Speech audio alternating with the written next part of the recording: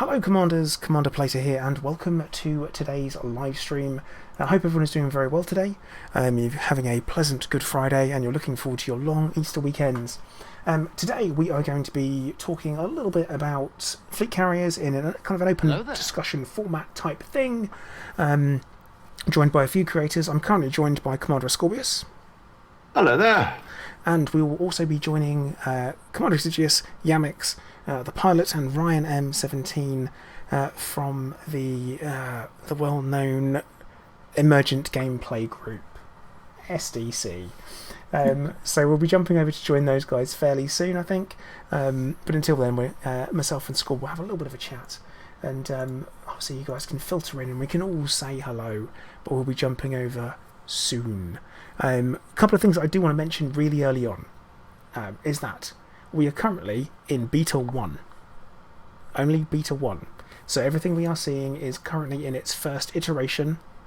It's a temperature check. We can provide feedback and hopefully get those things that we don't like, aren't fans of. Could be better. Things that could be better, fed back. So bear that in mind. That's going to be quite an important thing that we do all keep firmly considered. I try. That's very diplomatic of you, Mr. P. I try. I'm doing my damnedest best to be as diplomatic as possible. I think it's important to be diplomatic about these things because it's okay if you don't like something. Hey, stop liking this thing I don't like. You stop disliking this thing that I like. The view on screen is Commander Taylor Chip's fleet carrier, and he's basically gone straight up, which is ridiculous. He's gone directly up from the galactic plane, which gives you a wonderful view of all of this. But yeah, the mods are in chat. The mods will be active. If you get feisty, if you get too salty, you might find yourself muted for a little bit to calm down. And I know telling people to calm down is often quite inflammatory, but calm down. See what I did? Yeah, that's what you did there. I calmed down. You calm down. So yeah, it is something to be considered, I would say.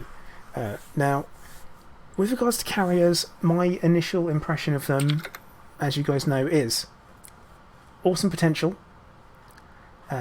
Really kind of, I would say, the game mechanics there, what is there, shows great potential and could be tweaked to turn into something that we do actually like very much.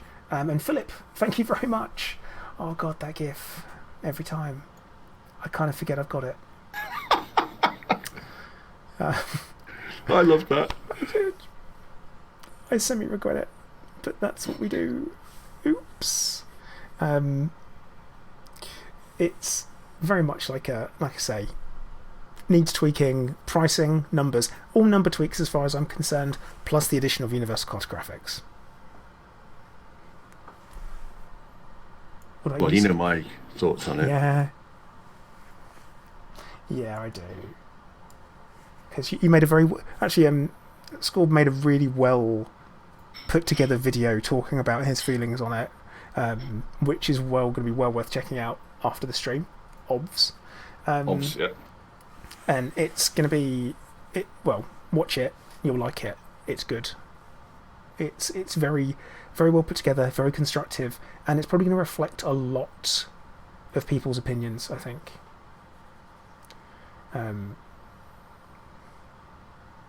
I think people will look at that and go, my god, that's exactly how I feel, but put together in a way that isn't just handshaking rage. That was the first take. To be fair, we had the conversation, didn't we, on almost immediately after the live stream, and we both were quite passionate about it all. So yes. We had opinions. We did have opinions, and they were different opinions. They were. But it's okay to disagree. It's okay. In fact, it's the only way to really know that you're really right, is to listen to the other person.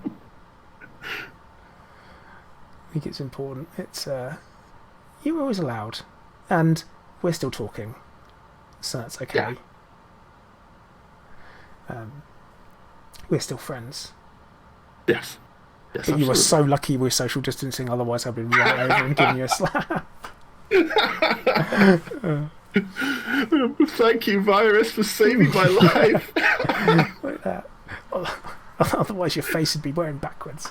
No, it's, What's that? Oh, that's the back of my head I can see. yeah, one of them. But like I say, I do think the game mechanics will need a little bit of tweaking, mainly around numbers for fleet carriers for them to be useful. Some numbers might need reducing to 0. Some numbers might need reducing by 10. And I think that's like the whole thing about decommissioning. Hello They there. just need to mothball so you can get it back. Let's Yeah. not take anyone's toys away just because they can't play for some reason. Mothballing is fine. Yeah, I think taking away and the price reduction on them as well, I think that is extreme. Yeah. Very, very extreme. I don't understand why it's there particularly. It doesn't make sense, because as soon as you drive with a forecourt, it's lost 5% in value. One day, it's lost 20%. Mad. Well, it's you know the spray they use for that new ship smell. It's a big ship. It costs a lot. That spray does. It doesn't last very long either. Yeah. Doesn't no. You got a bunch of sailors with their sweaty feet on your fleet carrier. It's not gonna last long. Anyway, we should probably jump over. Yeah, to, we probably should. yep. And Miguel, put your salt away, mate. We have plenty, I'm sure.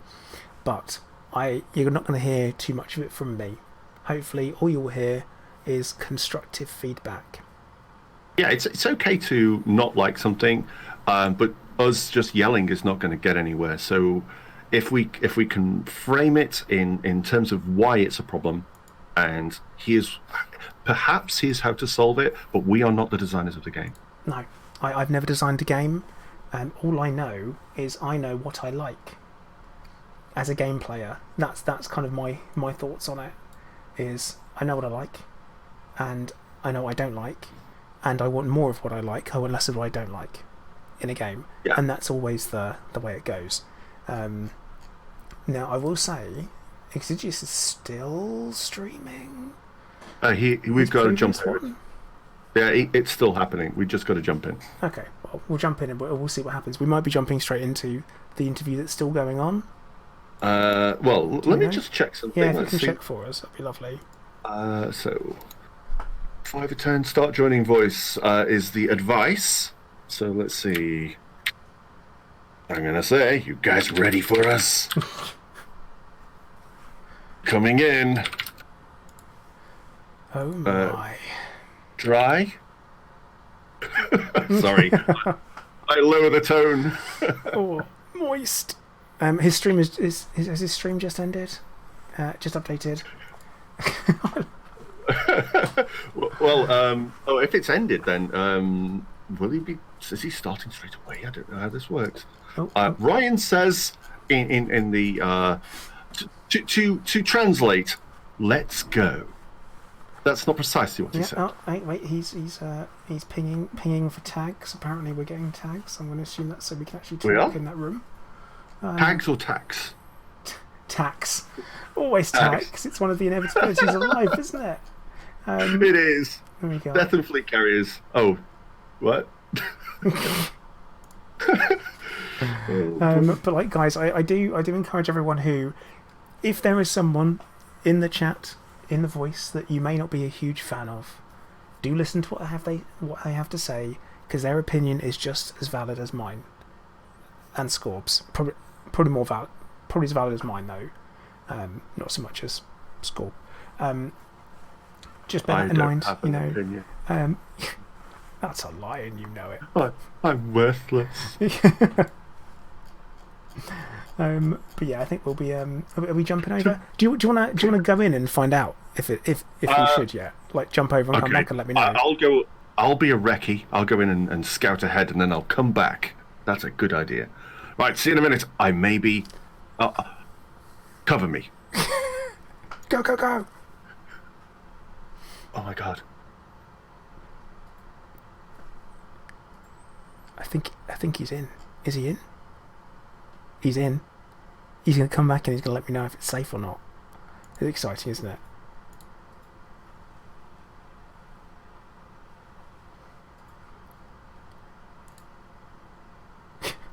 And that was the last we saw of Scorb. No. No. None of that. But like I said, guys, try and keep things as constructive as possible in chat. Super important. That's my only request. And yes, I am censoring you, and you have to deal with that. I am sorry.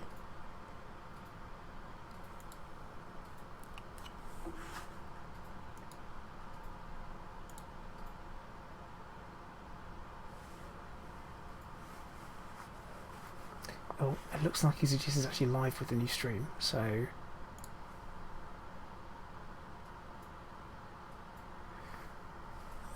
Colin, disappointed, like I said, they need tweaks.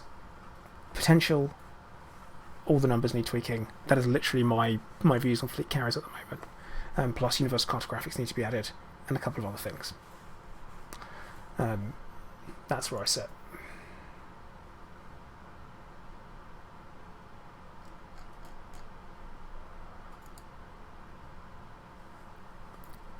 Pretty much.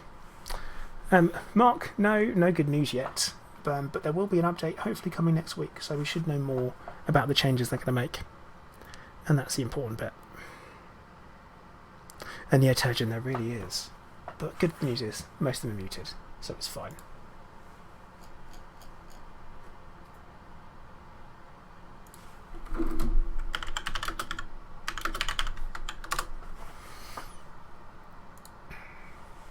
Coulter, well done. Well done.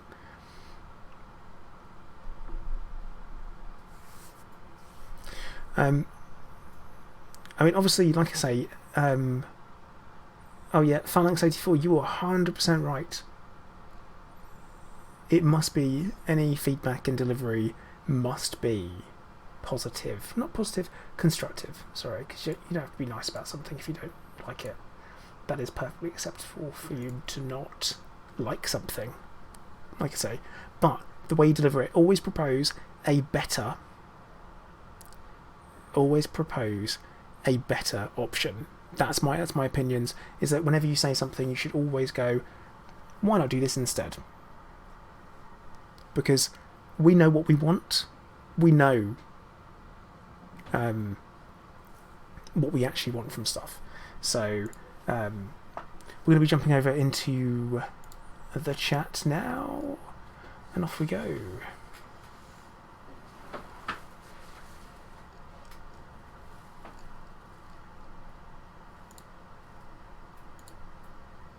Was a guest. I want him to come back. I want him to hear our feedback. You know, it's the old adage of some people hear better through a whisper than a scream. I felt like it was very good. I chatted with him a little bit afterwards. He definitely seemed interested in coming back, said he would like to in the future. That was my hope. My primary goal with that also was to express our thoughts and feelings around some of the features, around some of the mechanics that we disagree with. And while I didn't get to everything that was on my list, and I do wish I probably would have jumped to fleet carriers a little sooner than I did. Beyond that, it went exactly as I expected and what I was hoping for. And so hopefully everybody got that out of it as I did. Now let's jump to where we won't necessarily be so kind. And if anybody thinks I am a shill for Frontier, this will probably shatter that opinion pretty quickly. As I'm joined by a group of us to kind of dissect all this, I'm going to play a little more panel moderator for this one than I did last one.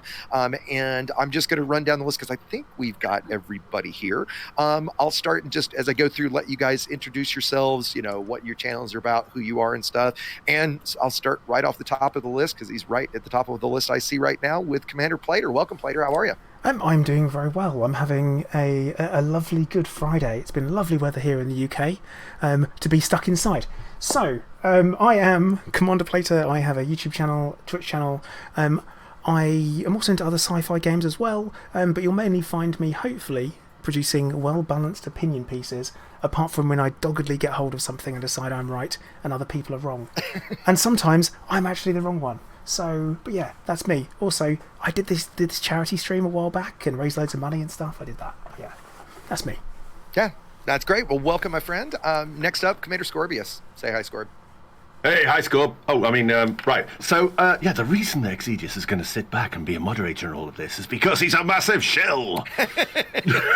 I'm Commander Scorbius. I make, try to make comedy videos and stuff like that, mostly with lots of CGI and things like that. But yeah, I also stream and have opinions on things. So thanks to you guys for having me once again. Yeah, your most recent wasn't exactly comedy and just animation, was it? No. It's not at all. And by the way, if you guys like Scorb, for example, if you can get that link to one of the moderators, they're happy to paste in the link to that video. In fact, if you guys wouldn't mind, I'd love that. That'd be great. And you guys know who I am, so I'm going to skip on to Gluttony Fang. Say hi, Gluttony. Hello. Of course, I am Gluttony Fang, founder of the NTZeno Initiative, and I've recently come to know that Exegius has become a massive show for Frontier. I'm very happy to hear that, and more than happy to be on this stream. Fantastic. Well, welcome. Next up, we have someone who is, well, the massive non-shill. We're going to get to at the end. But next is Ryan M17. Tell the folks who you're with, Ryan, or maybe were with is the proper way. Yeah, so I'm a semi-professional PUBG player. I just recently saw like a PC Gamer article about Elite, so I joined the subreddit, got invited to this thing. I don't really know why I'm here. So nice for you guys to have me. In seriousness, he is a long-time player, so no, like we joke, right? Yeah, I mean, I've been out of the game for a little bit due to some opinions that I will be expressing shortly. But I used to play Elite a lot, used to PvP a lot, and that's basically it. And let's see, last is the all-powerful Yamix. Say hi, Yamix. Well, hello there, folks. Well, I usually try to do some sort of a joke intro and whatnot else, but no, on serious. Sort of the first attempt at a more realistic thing, I guess. So, well, hello there. I am your resident Latvian content creator, sometimes streamer, do things, make, well, with rather humoristic take videos, but well, these days, just generally commentary stuff that is, well, sometimes too critical, overly critical. Yeah, essentially, Sometimes just right on the money. Well, yeah, basically, I take no shit nor give no shit. So yeah, or maybe just give a lot. I don't know. But he does have killer dreads. He does have killer dreads. If you guys have not ever seen a face reveal, I have Yamix, no idea what you're talking about. Somebody needs to find that picture. No, right? No idea what you're talking about. Absolutely, curious. it's just a corporeal form that manifests when the Yamix just needs, to appear at one place or another. That's what it is. Okay, gotcha. Yeah, exactly. That's totally an excuse, or I mean, a reason. Yes.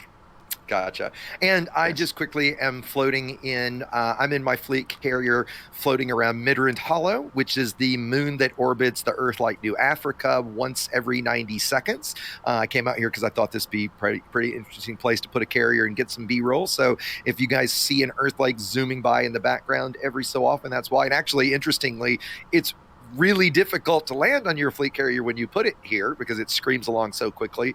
The only way to do it is to get in front of Midrand and hit it head on, get in its gravity well, and then fly around to your carrier. I found you can't just fly straight to your carrier, drop on it. So I'm also hoping because made me think of something. Is it possible for the moon around Midrand Hollow to smack into your carrier? No, you stay right in a fixed orbit of it. Right, and so you move with it. In fact, I got some B-roll from out in Super Cruise where you could see, the signal source for my carrier just screaming around New Africa in referential frame to, to the planet, to the moon, Midrand Hollow. Right. So yeah, no, it doesn't do it that good, but it does make for some nice, as folks are seeing right now, some kind of pretty fast orbits around this planet. So, let's see. Why don't we jump right in?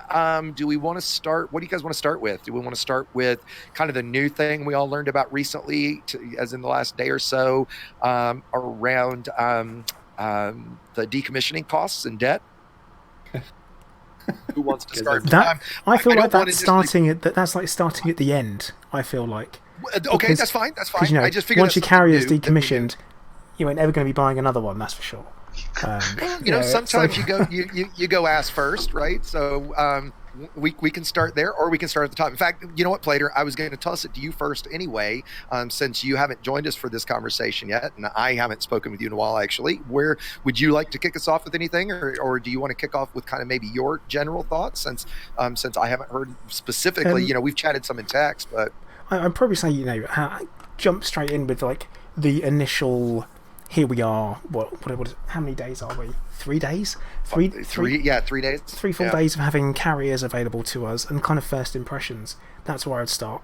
And if I were to sum it up very quickly, would be fleet carriers.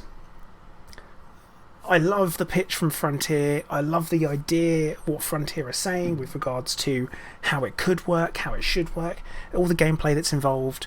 My kind of key issue with it is that I don't see any of that happening because of pricing, and also there's a little bit of rigidity in there with regards to your loadouts, your packs that you can buy, that really do kind of tie you down a little bit more than they should do.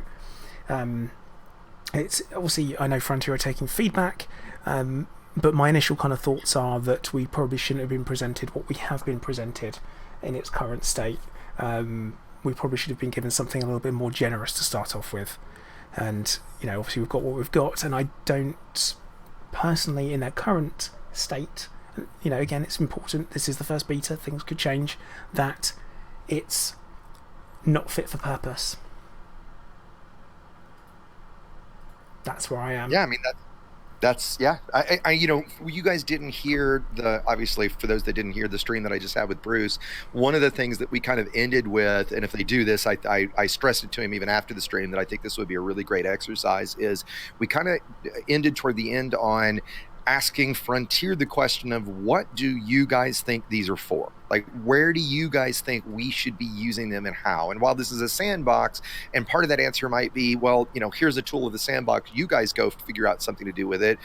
Frontier should be have some idea of what these, what we would be using these for. Like, it's, you give us weapons, of course we're going to shoot each other. You give us exploration mechanics, we're going to go explore. But what do you feel like these have given us? And his response to that was to go back, talk to the team, and he wasn't on the spot that I'm expecting him to absolutely do this, but I'm hoping they do, to post something to us saying, hey, we've heard the question of what the hell am I, even if you get past all the upkeep costs and the expenses and the credits, and if these things were free, what would we be doing with them, right? And so he indicated that he would go back to the team and discuss that, and the hopes is that they would come back to us with some sort of answer to that question. So maybe we kick around that. If we took out the upkeep cost and we took out all of these credits, what would we do with them? Scorpius, did you want to take that? Yeah, well, I think though it's kind of that question was answered months ago, because they sent out promotional information. And they got people to make videos about them as, you will have this great fleet carrier, you'll be able to play with your friends, you'll be able to load your ships up, fly out to wherever you need to be, and deploy your pressure, your force wherever you need it to be. And there was no mention of things like, oh yeah, well, you got to pay upkeep. Well, they can. Oh, they did say they can only jump 500 light years, but it's okay. That's fine. They'll need a special fuel. We were told that as well. So we didn't know whether to have to buy it or mine it or synthesize it with mats. Thank goodness they didn't do that. But they gave us enough information for us to form our ideas on what we wanted to do with them. And when we get them, most of those ideas are in the bin now, because we can't do what we wanted to do with them. But because of a few small problems, because of this thing about the time pressure, that's the thing that's got me riled right now. The time pressure, where if I have to step away from the game, let's say a member of my family is ill in South Korea, and I have to travel there to go spend time with them, and I can't play Elite because I'm spending time with my family. I'm away for weeks.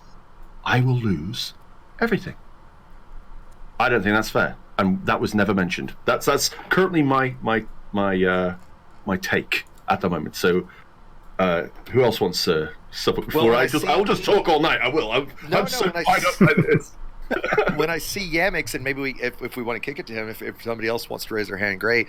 As Yamix just typed, "Damn, Scorb has taken my words," right? And that does say a lot. I think of everybody here, probably Scorbius is the least critical, or the least likely. I tend to go more meta with things, but that's a good player perspective explanation of that same principles. Yeah. Ryan. So go right ahead, Ryan. And just if you guys want to raise your hand in the channel, if you just type junk, if you type anything, Scorb, type to whatever, I'll call on you. So Ryan, what's your take? I'm gonna take a slightly less optimistic stance to this. Oh, join the club. Yeah. This is now a pattern of behavior for Meth, right? Where you roll out a good initial idea, and then every single revealed step afterwards fucks it up more and more and more and more until release happens, and it's nowhere near what was initially pitched, what was initially promised, and then it gets abandoned again. And we've seen this multiple times. Power play. Engineers for the first Multicrew is the greatest example. 2 to 3 years of its life. Multicrew, CQC, right? It's a pattern of behavior at this point. And the initial idea was great, squadron based. It makes sense, right? You have your whole squadron load in. You have a guild bank in the fleet carrier to manage costs. Other people can drop stuff off to help the ship run, to help it make jumps. And then what happened?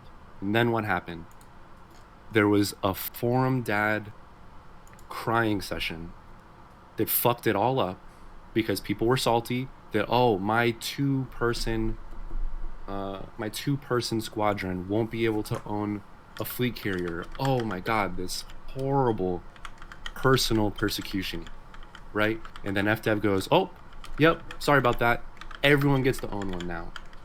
But then that completely eliminates any gameplay loop that would be useful for it, right? So like you roll out, okay, how are they supposed to be used? You can't fucking take them out of the bubble because the costs are too great and they take too long to jump and they take too long to refuel. You can't use them in the bubble because when you buy it, bone stock, it doesn't have a fucking shipyard. It doesn't have a shipyard stock. A fleet carrier as a concept comes without a shipyard. It's like going to a fucking Honda dealership and buying a Civic without an engine and no wheels on it. Like it makes no like it's what I've said this a bunch of times. I'll try to contain a little bit of my frustration. So let me start us off with some praise. Audio guys, art guys, fucking killing it, right? They're probably the single best team at FDev, bar none, right? I don't think there's any competition. It is not the programmer's fault. It's not the developer's fault. This is a failure of management from start to finish, right? The devs only make what management tells them to make, right?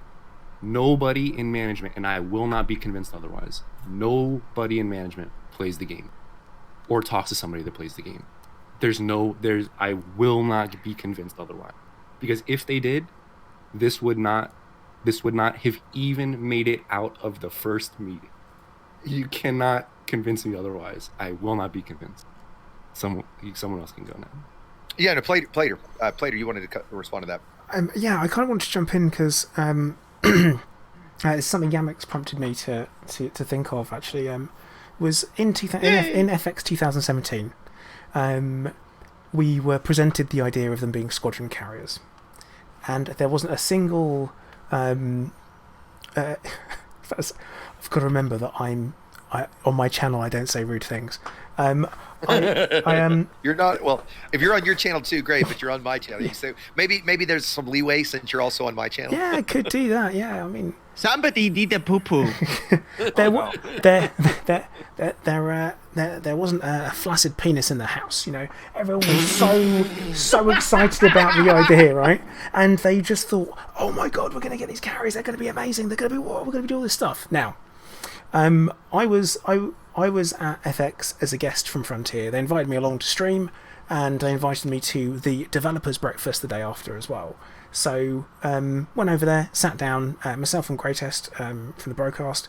We're sitting there and we're talking to Sandro and Adam Woods, and we're talking about the idea of these carriers and what they might do and how they might work. At that point in 2017, everything was pure concept. Zero development whatsoever. They didn't even have a single screenshot or concept art to show us back then. They also didn't, at that point, they had made no decisions regarding to could they be upgraded, could they change their facilities. Adam Wood said that, you know, I like the idea of, you know, you and your friends, you club together to maybe, you know, put a shipyard on it so you can buy more ships, or, you know, you can buy your own outfitting from your own carrier.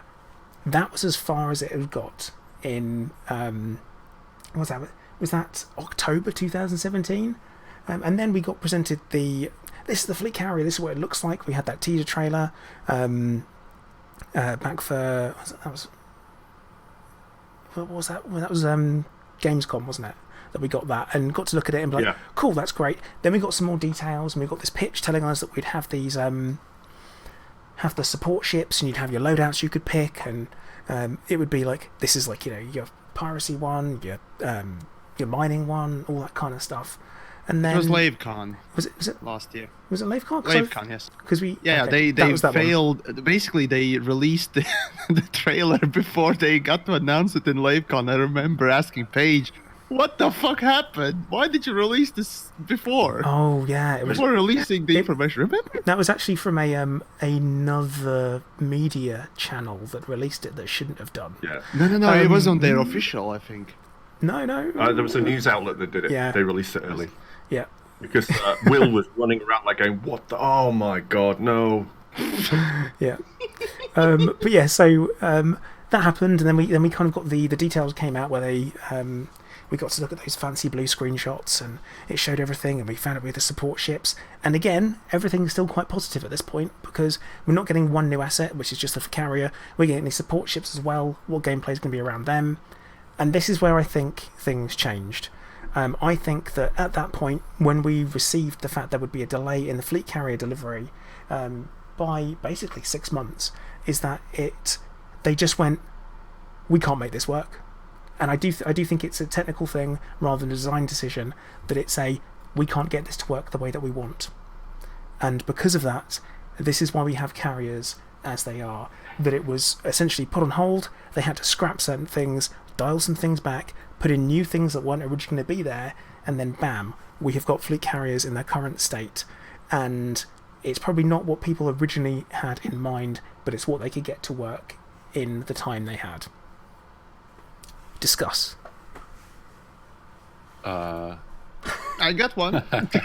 I mean, it's a pretty good theory as how everything ended up being the way they are. But I think instead of speculating on what caused the current, relatively unwell state of the carrier and too much of the dissatisfaction of a lot of parts of the community, I think we should probably discuss what can we do with what we have, and what do people see as reasonable changes that can happen to make this still relatively better than what it is presented to us right now. So, yeah, I'm a little bit with you there, Gluttony. I mean, now that said, Yamix raised his hand, and I dare to call on him, given he just said carrier conspiracy.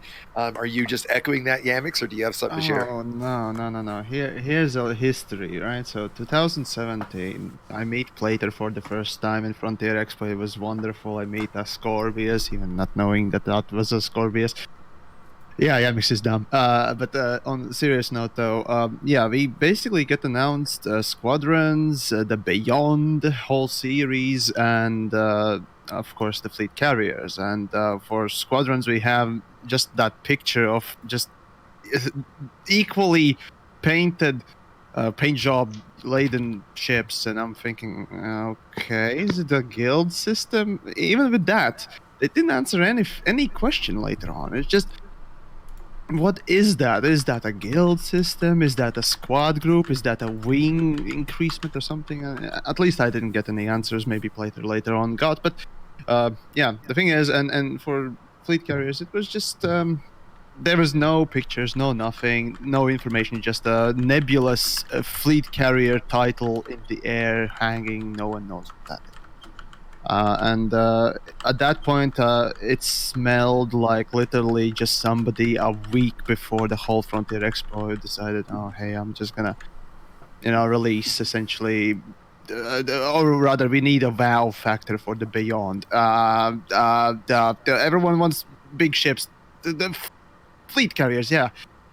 Well, let's go with that, yes. And that conceptually happened. Of course, I'm looking from the outside in, right? So might be missing a couple of steps there, but regardless, it's essentially just it didn't feel like it had even an idea what that was, and probably programmers over at Frontier were thinking, what the fuck are you talking about? What is this? Basically like Anthem.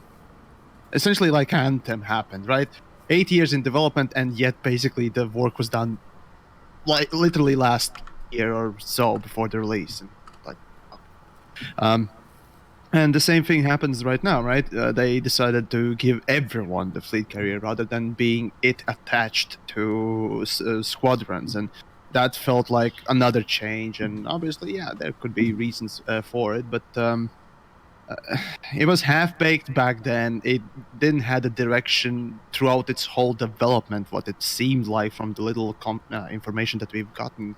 So, I mean, what much... You can't really make something good out of something as half-cooked as that. That's the thing. So, yeah, that's at least my conspiracy theory, that they didn't really have direction throughout the whole development. And obviously, just like Ryan perfectly said, that it's complete fault of management. And the fact that they don't know what the hell are they doing half of the time, it seems. Yeah, and just to comment on that real quick, one of the things that when Bruce and I talked earlier today, I said was, it's not. Ooh, I'm getting a pretty wicked echo from somebody. Check. Gluttony, I'm getting that from you, buddy. Gluttony. Thank you, sir. Was that I didn't want to yell at him, clearly, right? It's the manager effect, right? You don't yell at the cashier. You yell at the manager. He's there to communicate stuff, right? Exactly, yeah. right? Yeah. And I agree that the problem has been, and I am optimistic and hopeful that we're seeing a little bit of a shift in that, somebody, after 2 years of doing this, somebody from Frontier joined me for a stream to talk to me, right? Somebody joined Lave Radio, Steven, or, Dav and Luke joined Lave Radio. Steven joined Burr Pit, right?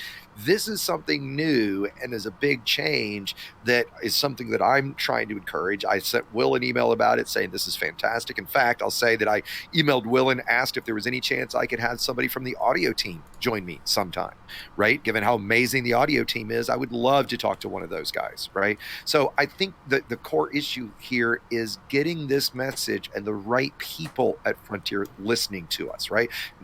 I think it was Yamix that said it's not the developer's fault down in the trenches doing it, right? It's the guy, it's the leader of it. It's the product managers, right? There is more to it, but yeah, this particular situation, right, where there's no seeming direction, it's obviously the person that steers the ship, for fuck's sake. That's right. I never thought I would say this, but I want Sandro back. Oh my God. Well, are you okay? I want someone that is loving the game, right? Scorb, I had you in the queue next. What did you have? All right, I wanted to just add something about a lot of, when I say a lot of the comments that I've had on my most recent video have been about, like, we totally agree that there's something majorly wrong. Some of the comments I'm getting, though, are about, well, they've had all this time to get this right. It's been 2.5 years. Yeah, 2.5 years since they were first announced to now, and why is it so undercooked? Let's bear something in mind. they probably haven't been developing fleet carriers for all that time. It's probably been a project that they started, and then they realized that the game needed shoring up massively, which is when they did that big bug fix push. So they shelved it. And then they had a big chat about it. Well, we don't think that the gameplay is probably going to be where we're going. That's me just guessing. But then they picked it up again because they didn't have any content for us. So they said, yeah, fleet carriers are coming. They're coming. Yes, they are. How's the fleet carrier thing going? Oh, we haven't touched it. I don't think they've spent 2 years on this. I think it got parked. I think they did some other work. And then I think they picked it up again, had to refactor a bunch of stuff to get it working. They altered all the modeling, and they had some ideas in a boardroom where they tried to figure some stuff out. And this is what we got now. They haven't spent all that time on this. And I think anybody who thinks that... Because if they'd spent 2.5 years on this particular feature, it would be mind-blowing. It'd be mind-blowing. Yeah. There's so many half-baked ideas that they just put out. It's all right, that's fleet carriers. If it doesn't work, it doesn't work. That's how... that breaks my heart. They haven't put as much thought into it. They've had loads of time, it seems, but they haven't put as much thought into it as people would think. And that breaks my heart. And I shall yield the rest of my time. Yeah, Ryan, did you have a comment on that specifically? I know Yamix has got something he wanted to get in specific on that. Yeah, I mean, what I would say is I would agree with you that I just don't see how they've spent all that time working on this, and this is the product. But my question would be then what the fuck have they been doing? Because it's not, none of that work is visible in the game, right? Well, we know what they've been doing. They're working on the end of year content. Well, I mean, that's what it's seemingly, right? Yeah. So that's what we've been told, but we've been told things before, right? I would say go ahead. I can't see them lying. I can't see them lying about that. So I think we must give them the benefit of the doubt on that. So I think you're a little more trusting of FDev than I am, and through completely different experiences that both of us have had with them as a company and during this. What I would say is that I think I don't think that it's one of two things. Either they don't have as many resources on the game as they're telling everyone that they did. The 100 developer meme, right? Number one. Yeah. Or they don't know how to prioritize work, because if No Man's Sky can crank out the stuff that they do with a team a fraction of the size, there's no excuse. There's no excuse for Max. So like cool. That is the perfect example of a game that went from probably the worst possible state that you could release a game in. Worst launch in the history of gaming, potentially. Yeah, I don't like maybe E.T. on fucking Atari. Yeah. Yeah, exactly. No, E.T. didn't have that hype behind. That's the thing. That's right. That's right. E.T. Right. didn't have that bad a launch. It just was the worst game in history. Yeah, right? you're right. It's No Man's Sky is actually worse. There were death threats, like straight up, we're going to kill you because you lied to us, right? Like the worst launch in gaming history. Yeah. From that to now, the game's it's not the game for me, but if I say this a lot, if I could take like the flight mechanics of Elite, if I could take an FDL and plop it into No Man's Sky, I might not ever play Elite again, because that would be amazing given the shit that No Man's Sky has gotten compared to us. Exactly. And so my point is, right, it's one of two possible paths, right?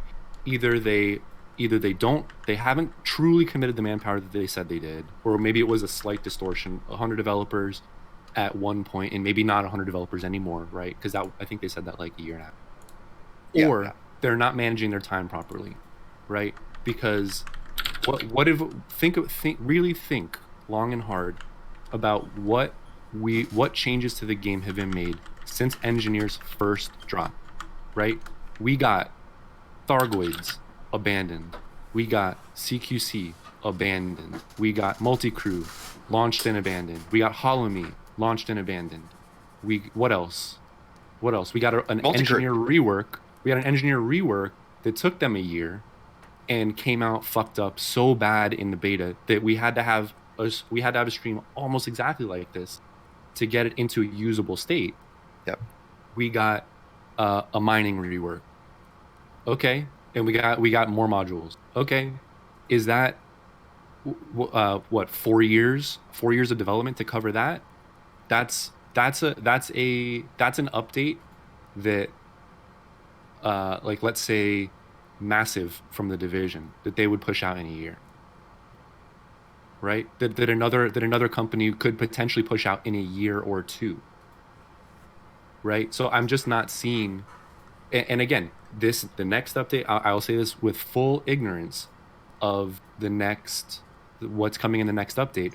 But I mean, like everyone knows, right? It's going to be fucking space legs and probably atmospheric landings. But what do you guys think is going to be the gameplay loop from that? Because I'll tell you what I think it's going to be. Space legs will be, you get to walk around your ship. You can walk around some specific areas inside of stations that are skinned to match the decor of the specific area of space that you're in. So if it's Empire Station, I'll have Empire shit. It's gonna be procedurally generated, just like everything else. And then that's it. And they'll be like, guys, this is what we're launching with right now. Station interiors, you can explore your ship, and then down the line we're gonna roll out some more stuff. And it'll go the way of multi-crew, it'll go the way of all this other stuff. Because the game's not built around that. The game is built to be a spaceship flying game. That's it.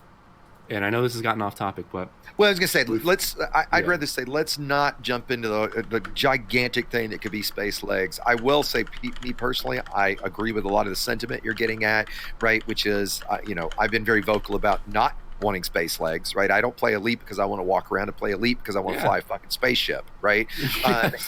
And I worry that the only sort of gameplay around walking around is basically first-person shooter, kind of like Star Citizen is doing.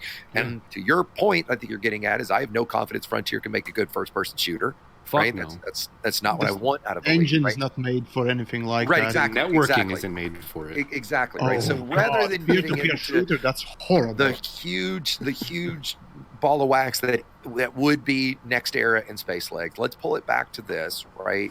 Yamix, if you've got something more in this and you want to jump in, real quick, go ahead. Extra information. So Scorpius was saying that they could have, let's mind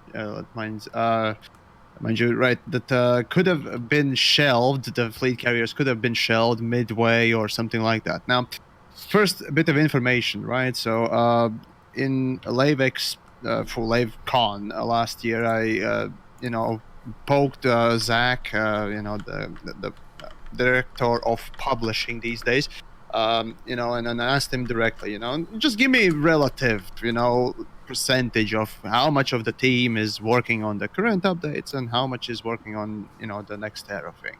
Just generally, just some sort of a figure, right?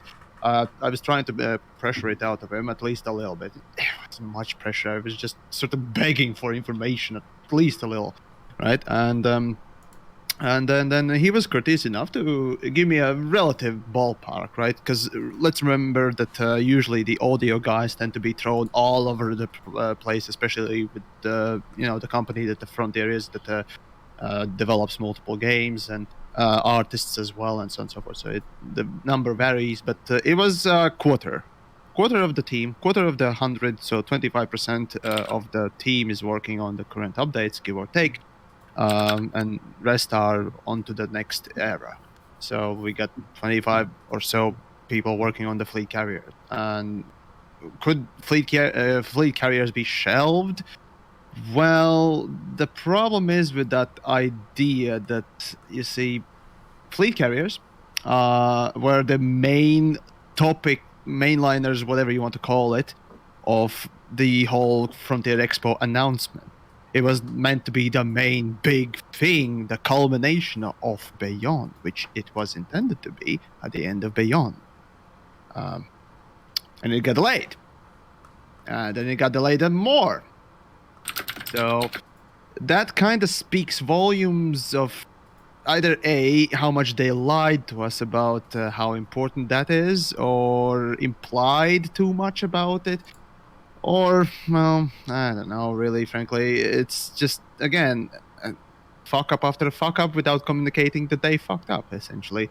It's just that sort of level of things, and it makes you question, especially considering that it was supposed to be that main line. So, some food for thought. Yeah. Okay, so I'm going to try to spin us into a different direction here and take us, and if you guys don't want to do this or have any other thoughts, panel, jump in. But I think that what might be helpful is why don't we go through kind of each of the areas, and we can either do this in two ways. We can either kind of just let each of us go through our main issues and what we see as, I think more importantly, what we see as the solutions to those issues, or we can kind of tackle each issue. This is what I'm planning to do, unless you guys disagree. Take each issue kind of one by one, talk through that issue, why we think the whatever the specific number or mechanic is bad, and specifically what we think would be a solution for it. So if you guys are cool with that approach, that's what I'm going to do. So shout out if you don't. Along those lines, why don't we talk about the first big one? In fact, when I asked Bruce about the feedback they've been getting, what was the biggest feedback they had gotten, he kind of giggled, and the answer was basically, what do you think it's been? And yes, it's been exactly what you think, which is upkeep costs. The question he asked to me was, kind of in a way, he kind of put it to me in terms of what do I think about upkeep. I actually asked him too, as a gamer, as somebody, and Obsidian threw this out to me to send to him, what did he think of it the first time that he had heard about it, right? And his basic answer was, and I'm kind of paraphrasing because I'm forgetting exactly, but that he understands the mechanic or the fact that, and I kind of get this, right? From a lore perspective, there's this massive ship. It is going to require some sort of upkeep. Like if you really bought this, you buy a house, it takes upkeep. You buy a car, it takes upkeep, things like that. He didn't comment on the numbers, but he also in no way defended the numbers. I said, well, if I'm being if my real answer, to be straight up clear, is I think upkeep should go away, period. Right? This is a video game. I kind of agree to Scorb's point in his video that we play games for fun. I don't play games to earn credits. And there's very little about earning credits in Elite that is actually fun. I don't hate mining, but I've done enough of it for 10 lifetimes. So if we look at upkeep, and I do like, okay, I mean, there's a certain level of upkeep I'm okay with. For me, that number is literally a tenth of what it is right now. The way I put it to Bruce was, it feels like whatever your chosen profession is, you should be able to earn the upkeep cost for this carrier in, I agree with, an hour of gameplay. And if you look at, say, the lowest profession right now that pays, and these are numbers that when you're like really banging it out, would be exploration. You can make 30 million an hour doing exploration. Feel free to jump in a sec, Yamix. I'll put you on the list. Bounty. Is that upkeep? Well, what'd you say? Bounty hunting? Yes. Well, yeah. Okay. So, and I did say that by bounty hunting, yes. By a combat, you can make more than 30 million an hour. Not a whole lot, but if you're doing massacre missions and things like that, you can do it with massacre missions, right? I've done as much as 50 by massacre missions. Now, straight up just bounty hunting. Oh, that. No, right. So I'm not saying bounty hunting. You're right? But I'm saying combat. Like if you're a combat guy, you can make that kind of money through combat, right? But sure. But hey, that's a valid argument that if it's bounty hunting, and say that's, what would you say bounty hunting? 3? Bounty hunting is 5 million with decent ship, up to 7 million in Hazres, and if you're going for the pirate zone, you need a wing, but then you can make about 10 million an hour. Give or take, obviously. So let's say, then let's use that number, right? Let's say, and that's honestly, that's where I'm going, right? If you take, a 10% of where it is now at a max of 147, you take a tenth of that, and we're around the 14, 15 million credit range. Okay, I can live with that. I don't love it. I don't like it even, right? But I'm not gonna, I'm not gonna grab a pitchfork and start screaming about it. There's other things that I'm gonna put my energy toward, right? But that's where this upkeep number needs to be if you're going to do everything, right? And so, so why don't we go through upkeep? I'm gonna, with this, kick it over to Gluttony. I have you in the queue next. Did you want to jump in on upkeep costs, or was that before I maybe picked the topic? It was a bit wider of a topic discussion, but I can discuss upkeep as well. But I think I agree with the sentiment that you have in terms that upkeep, as much as we want to say, like you mentioned to Bruce on your previous stream, about how if it was a squadron commitment, then the shared cost would be more reasonable. And now that it seems to be pinned on a single commander, it seems that we need to revisit, or rather constantly observe, the amount of income imbalance between different professions and player choices that exists in the game, because we all can go out there and mine and get our 100, 200 mil per hour, but that simply isn't achievable with other professions and whatnot. But I was thinking about talking in terms of more general use of the fleet carrier in terms of what we see it as being applicable with what's the current implementation of it. So the three major uses can really be broken down with the three major feature of the game, so to speak: combat, trading, and exploration. I see that the fleet carrier to be used in terms of combat for operating in stationless or stations that are very far away territory. So, for example, Thargoid combat, which is what my group is known for, it would be good for us to travel to Guardian Ruins beacons to gather material for the newcomers, for them to get their weapon unlocks, to travel to Witchhead Nebula, to deal with incursions, which we really hope can come back from here. Please, we're starving without Thargoids. And also to travel to Thargoid superstructures and particle cores to run events, or just to sightsee for our player base, so to speak. And in terms of that's for combat. So in terms of economical play with market manipulation, in terms of being able to price your own commodity and whatnot, it has no BGS effect, so that kind of turns the BGS player base away a bit. But for those who like to manipulate market or credit earning, they can take part in this. In terms of exploration, I remember that you mentioned how it doesn't have cartography, which it's a shame. But as Bruce has somewhat vaguely mentioned, that Frontier's idea is they want player base to come back to the human bubble to turn in every once in a while. So other uses for that can be for expedition bases, where people fly to different sectors of the galaxy to sightsee or do whatever it is that they're there to do, or jump chasms that has very very sparse star density, so it's very difficult to navigate without like super jump. So I can see that being helpful to the exploration community. But that is just in general touching on what possible applications we can use with the carrier as it being the way it is. Yeah, okay.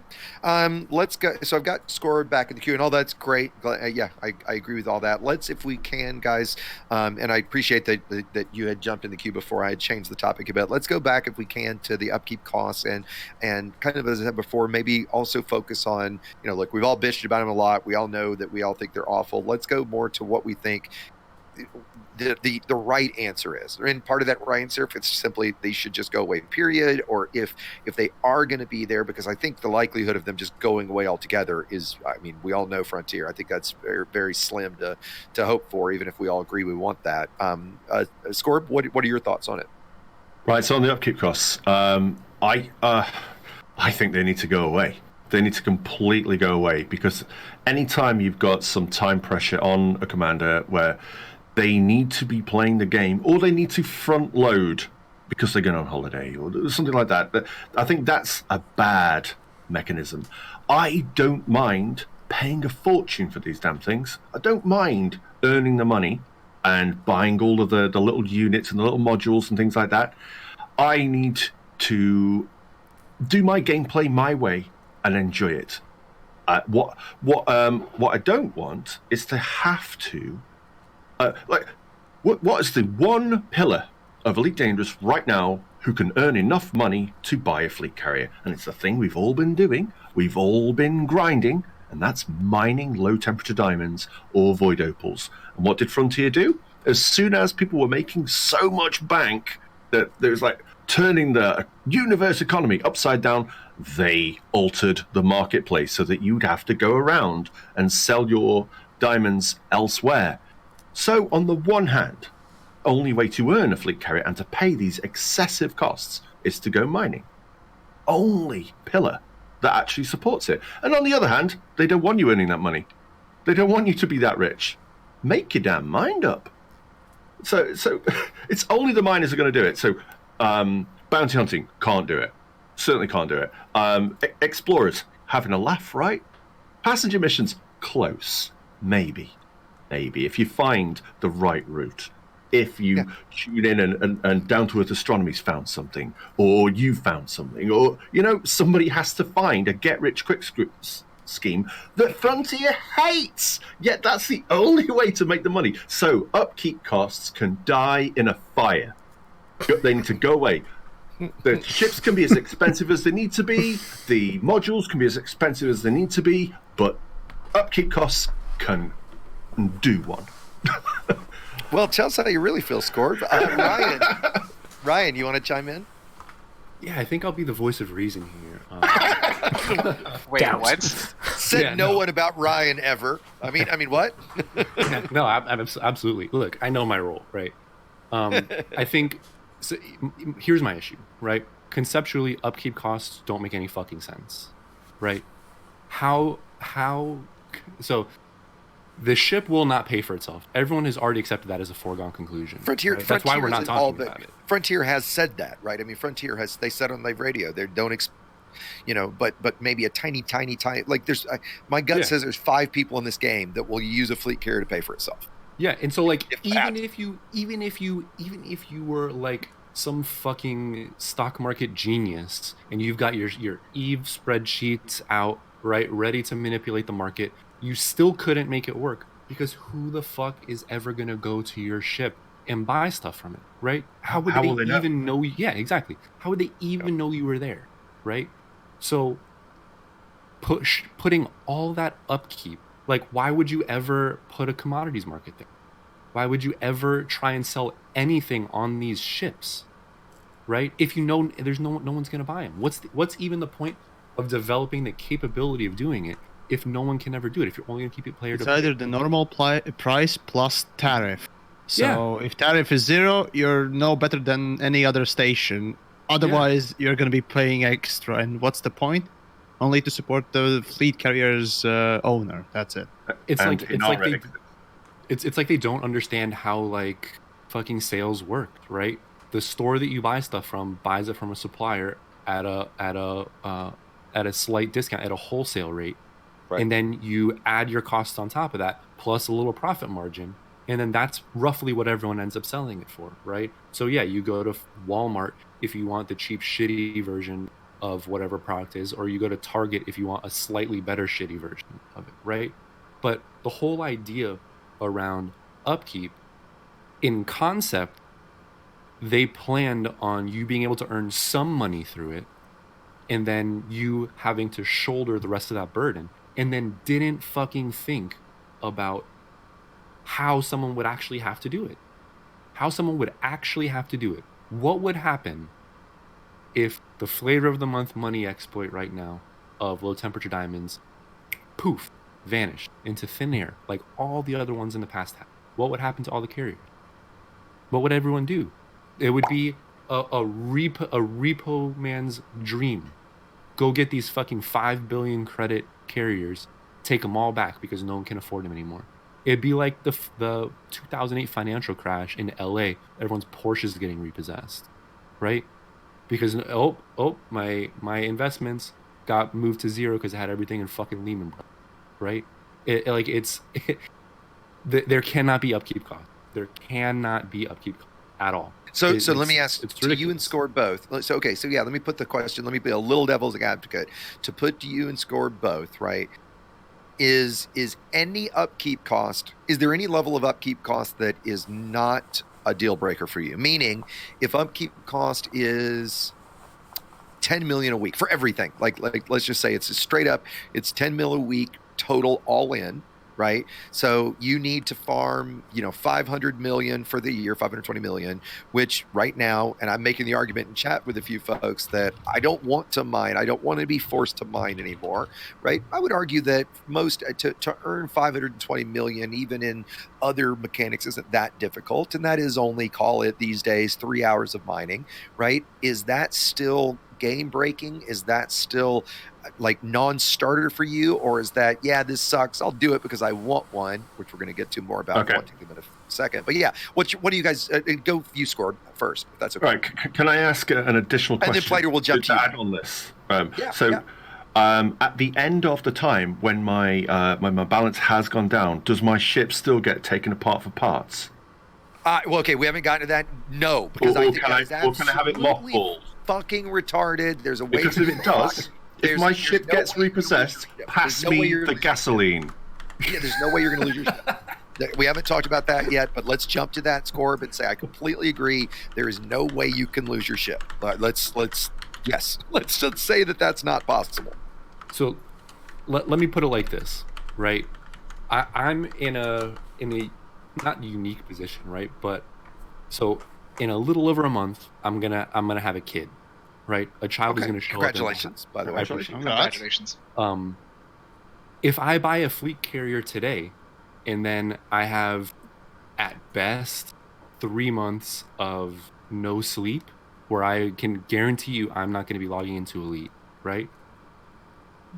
Right now, it would be gone on the other side of this, right? My carrier would be GONE gone. For me to be in debt in a game that is already grind on grind on grind on grind, and now there's another grind for upkeep on a ship that conceptually can't fucking be used for anything. Yeah, that's no. For what? What am I gonna waste 5 billion credits for? Right? And it's not like I don't have it, right? I don't want anyone to think that like I'm hurting for money, because your boy has done every credit exploit that has ever existed in this game, right? Seeking Luxuries, Rubigo, 17 Draconis, Rhea Passenger Weekend, right? I've got like 12 billion liquid, right? Like in straight cash. And Exigius, you can back me up. You know I've got ships out there, right? Oh, absolutely. No, yeah. I mean, you're in the same boat as I am, right? Like, I don't know who the rich. I might be the wealthiest. I'm at 21 billion in assets. I don't know if anybody else here has got that much. I got somebody saying that they had like 40 something billion. Okay. Wow, what a fucking loser. No, I'm joking. Do you know? Okay, so just quickly, and then we're going to jump to Plater. There's a guy on Inara. And if you look through it, it's hard. It looks like he earns about 2 billion a day. He's got 1 trillion credits. Probably botting.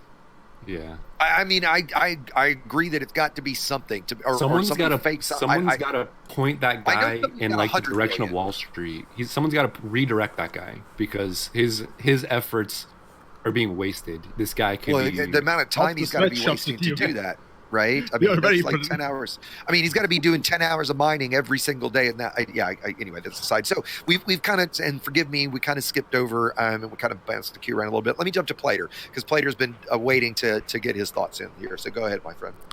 Yeah, so this is where I turn around and say, I'm not adverse to some upkeep.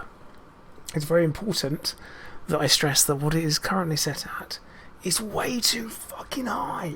Like, it's so high that I can't just look at it and be like, that's a bit high. I'm at the point where I wouldn't touch them at all, and I think they're freaking cool. Like, I would literally only buy one for the purpose of having it as a trophy and parking it somewhere where I want people to see that I've got one. It'd have better facilities, and I'd just pay the 10 million per week, and probably at some point forget and go into debt, because that's what I do.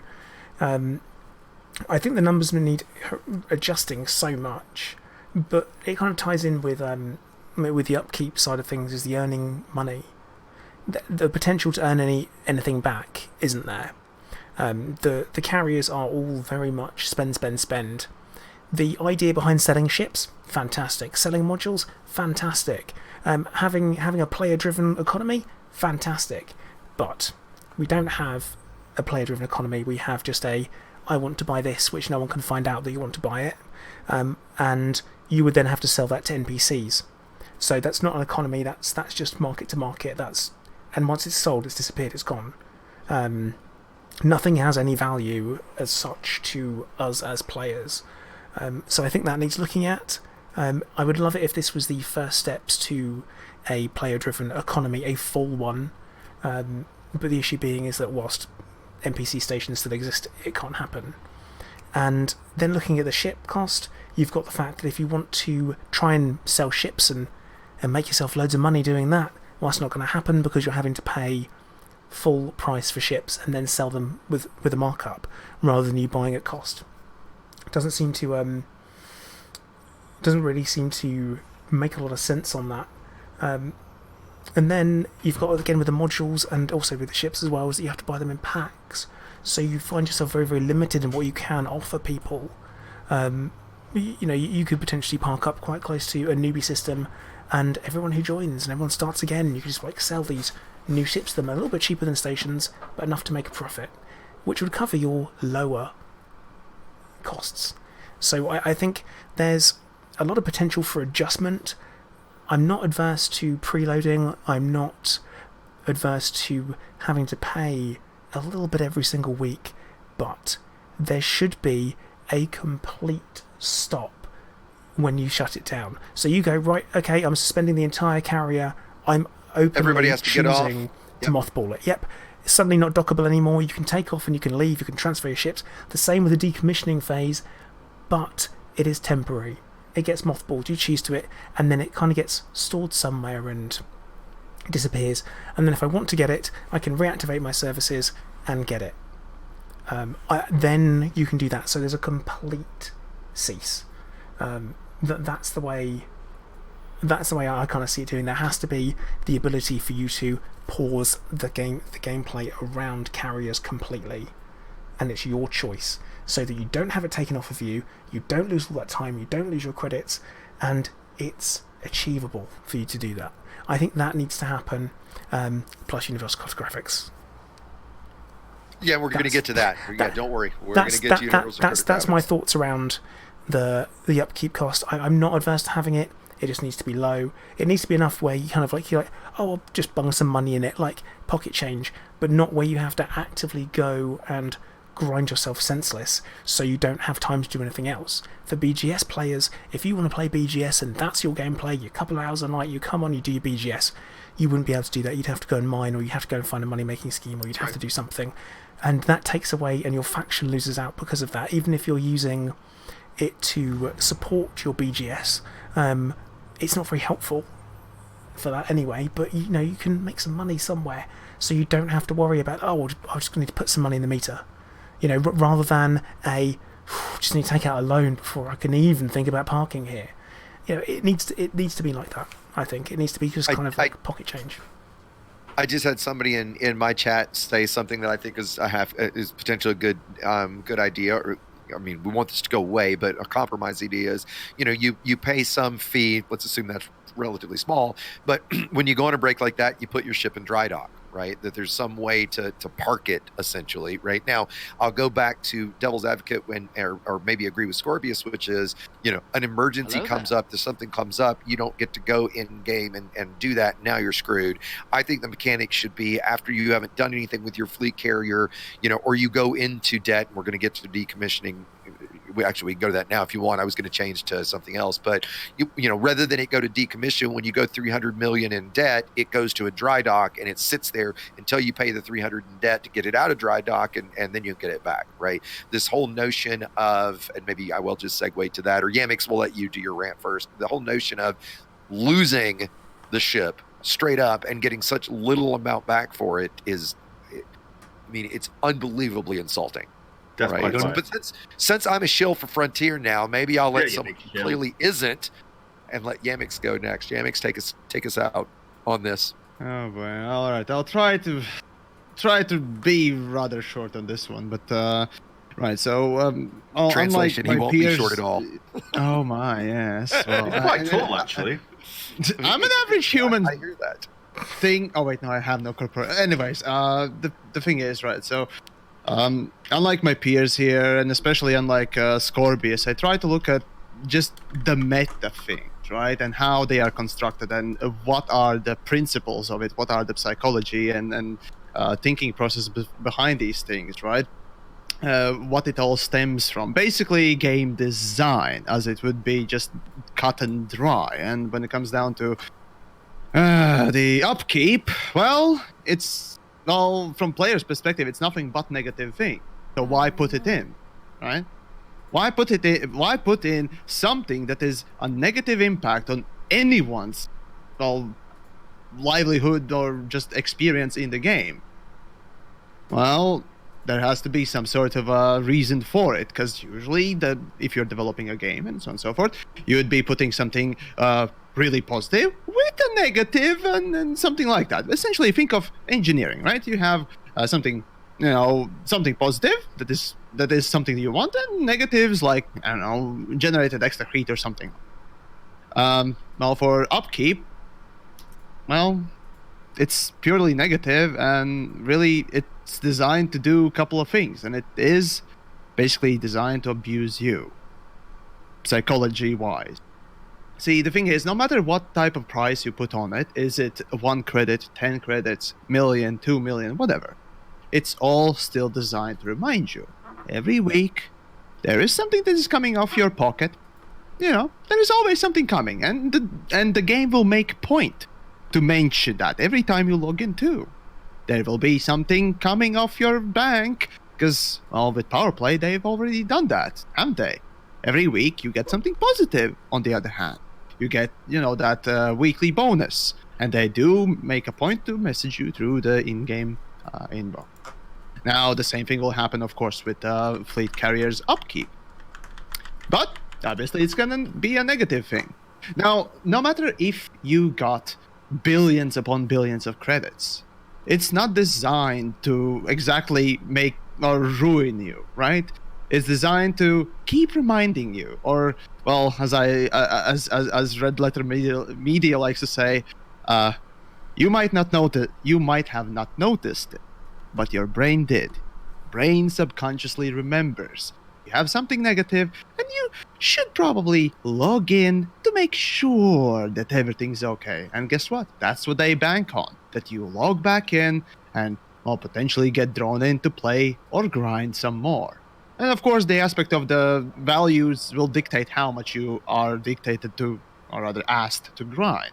That's another topic that we can get into about the prices and so on and so forth. But it's really just a disgusting way of trying to get people to play, rather than making sure that there's a positive reinforcement behind it, say weekly bonus that you get by quote-unquote trading with NPCs, like 10 million or so. You get a 10 million penalty every week, and so on and so forth. And that's my basically final point there. So here's a good idea.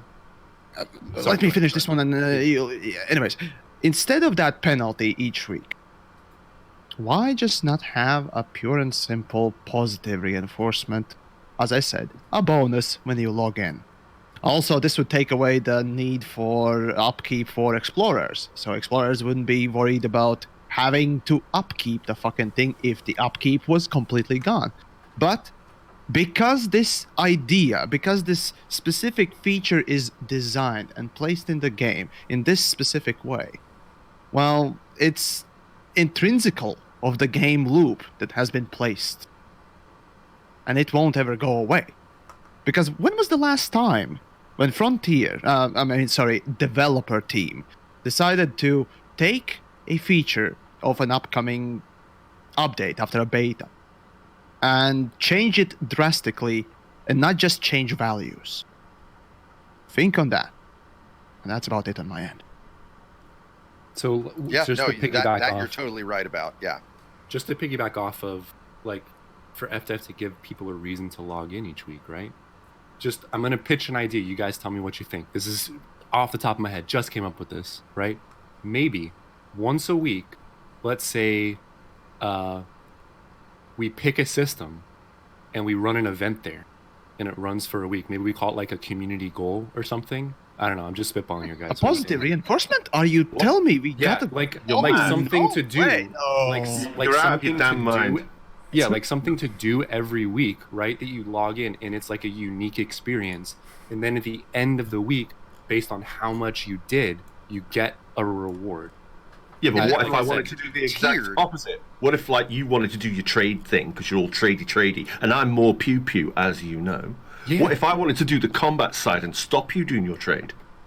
Or I can pirate you.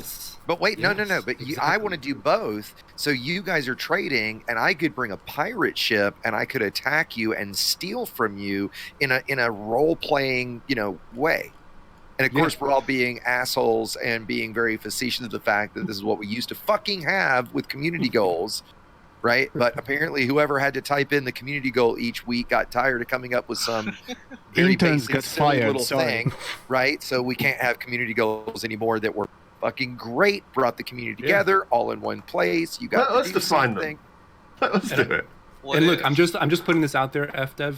If you're listening, if you're watching this back, I am available until May 13th to contract for ideas. I'll give you guys a friends and family rate. Oh boy. What if we It's let... $10 million per week. Oh boy. Well, what if we let the carriers have their own community goals? Just have templates and let carrier owners create their own community goals. But I mean, there's going to be like a fucking billion of them. Well, Right. that isn't that, you know, something people would advertise their own for? That Yeah. would be emergent content.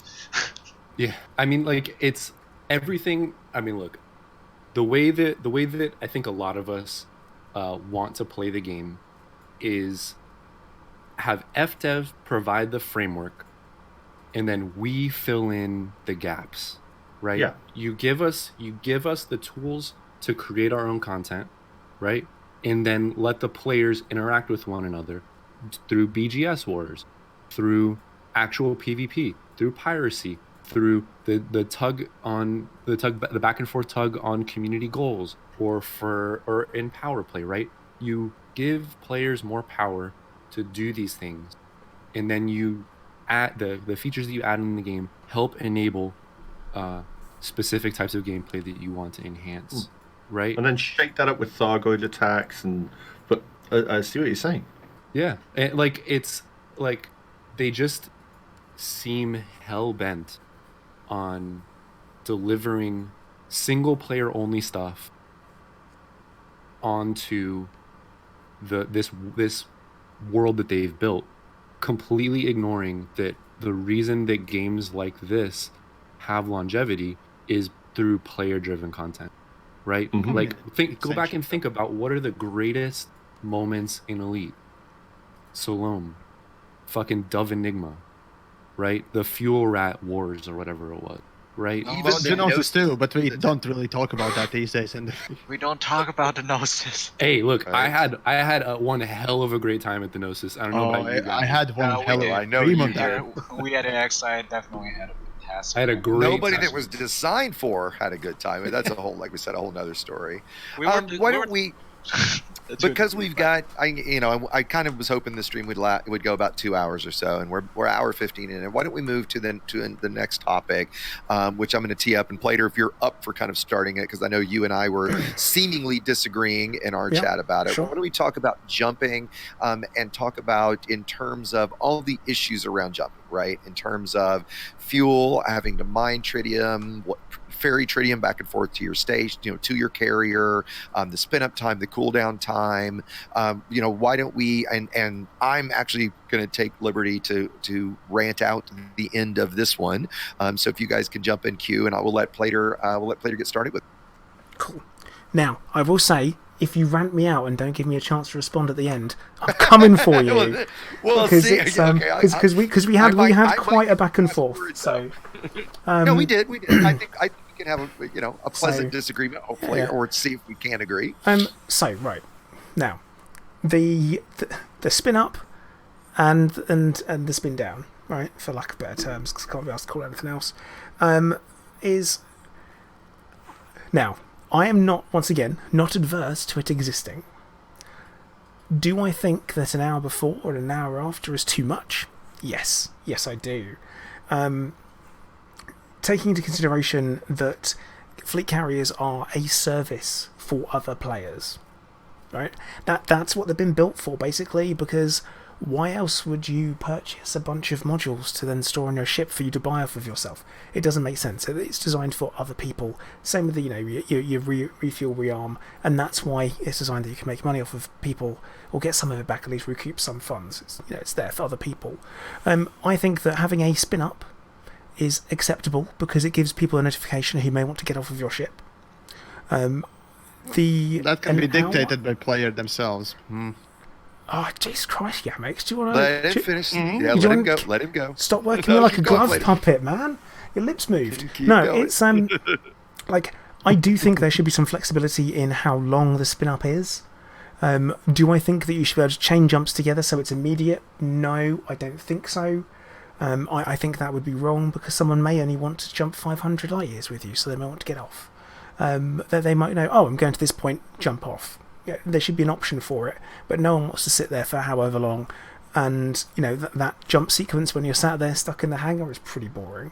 No, but you've got the option to jump off, and I think having a spin up time, even if it's maximum half an hour, but can be as low as 5 minutes, because you've got to have some time for the pads to lock down and services to disable, because there's a certain bit of mechanics that have to be adjusted when it jumps. I think that the cooldown at the end, 5 minutes before you can start queuing it again. Seriously, that's what I think. I think 5 minutes is probably enough before you can queue another jump. I think that would be okay.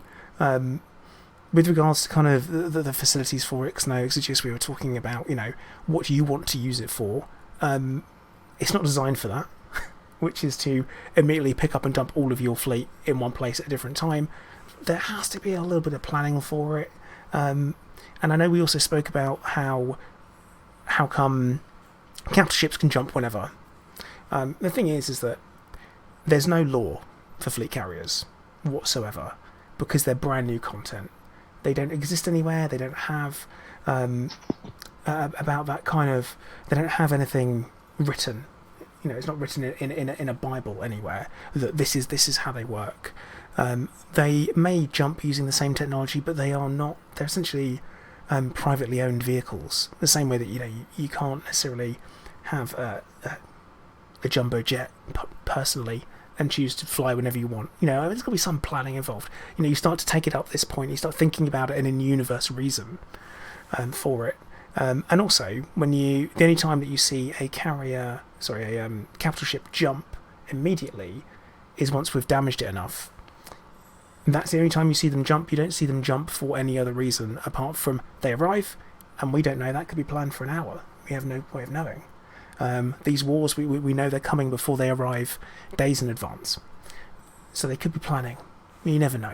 But them jumping out is something we have forced them to do through gameplay, that we've taken out the heat relays, so they have to jump. As like we're doing an emergency jump, it's either we lose the ship or we jump out now. And they always choose jump out now because they're such a big commodity. They don't want to lose their 5 billion that they spent on it. And they're worried about the depreciation of the value. So, but that's where I see it. I think there should be some flexibility, and it should be user controlled. Do I think it should be completely eradicated and removed? No. And I think this with most of the products, most of the facilities and services on the carriers, because I'm trying to make sure I'm heading you off as wherever you want to go, Exigeous. This is what I'm trying to do here. I'm going ahead. So I think we have to talk about what realistically we can get out of Frontier with adjustments. Like key features being removed, new things being added in. I don't think that's going to happen. But I do think we can have numbers adjusted. And that's what we should really focus. And that's what I think we should really focus on. Yep. Things won't be removed, but they will be adjusted. I think the only key feature that this is jumping to a different topic, but a key feature that I really sincerely hope they do add and change is, we haven't gotten to it yet, we'll maybe cover that next, is universal cartographics, right? I mean, if they're not going to add cartography, I think that would, and I'm not an explorer, right? I don't use universal cartography, right? But without that and the lack of that and keeping that off, I think would be a massive, massive mistake on their end. Right. And in terms of everything else, to your point, adjusting numbers is relatively easy. And we got to imagine there's just a settings file somewhere where they're just tweaking these things. Right. Where adding universal cartography is going to be, significantly more work than that. Oh, and by the way, something that I don't know if has been said that Bruce confirmed when we chatted earlier is they are planning on making changes to quote unquote these numbers. Don't know what that entails, what numbers, how much, right, during this first beta before it ends on April 20th. Right. So while there probably would be more changes between that end of this beta and second beta, they are planning to make some changes, in the time we're playing with it right now, which I think is good news, right? I think that's going to be very telling if that change is a 5%, 50%, or 90% cut in the things that we're upset with, right? That's going to give us some real idea of, what's going to happen, right? So, sorry, just wanted to toss that in while, to basically agree with your point there, Plater. So, and with that, Plater, should I, Scorb, did you want to, if you're going to talk to Scorb, I do kind of want to, not necessarily go last, but I'd like to, I'm going to address everything that Plater just said here in a second. So if you've got other things to go with, go right ahead. All right. So about jumping, right? When we first saw the fleet carriers, we were told that they can jump, 500 light years, and you're able to do it from the galaxy map. We weren't told about cool down and spin up times, but I can see why they're there. Right, so you're offering a service, and in the area of space where you are, assuming that anybody can see your carrier, you want to let people know we are leaving. We are leaving, everybody. We are leaving. Get on the bus or bugger off. So you want to give them an amount of time, but that's assuming a particular play style. It's assuming that you're doing a specific thing. It could be, I don't care if anybody comes here today. I just want to leave now. And the thing is, there is a genuine lack of player agency with this change, with the fleet carriers, where we had all the agency in the world when they were first announced. We could do what we wanted with them, and it's down to us. So what we should be able to do, I think there should be some spool up. Yeah, that's fine. 5 minutes. 5 minutes to get all your ducks in a row, get off the ship if you're getting off. We're sending a basic spam message out to everybody. This ship is leaving now. It is leaving. We're spooling up the drives. Shit, or get off the pot. Come on. But you should have the opportunity to send a message out 1 hour before if you want to. So it should be optional. We're leaving in an hour. If you want to come do some final trades, come do your business. But we are leaving in an hour. And I think the reason for that is, you look at fleet carriers are unprecedented in this game. We've got them in No Man's Sky, freaking instance in that game. But in sci-fi generally, we've got things like Battlestar Galactica, where they take some time to have to do a jump, and then they jump.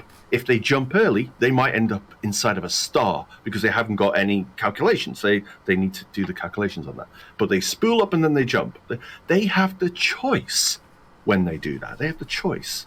We need to have the choice to support multiple types of gameplay, like your gameplay, where you want to move all your stuff and your friends to a thing. We haven't got, some people don't have an entire hour to sit twiddling our thumbs going, well, my wife cooks dinner in an hour. Let's get some Elite played. Shit. I haven't got time. Sorry, boys. I should have done that before, I suppose. But having a 5-minute window with the option of an hour, I think that'll be fine. Correct me if I'm wrong. What is the problem with that? What's the problem? I think a good solution to the issue you brought up is to have literally a button that says, would you like to actually dock, as in become a part of this fleet carrier? If you're not, when the carrier jumps, it just automatically launch you off the ship and then spin you away like there's a frame shift.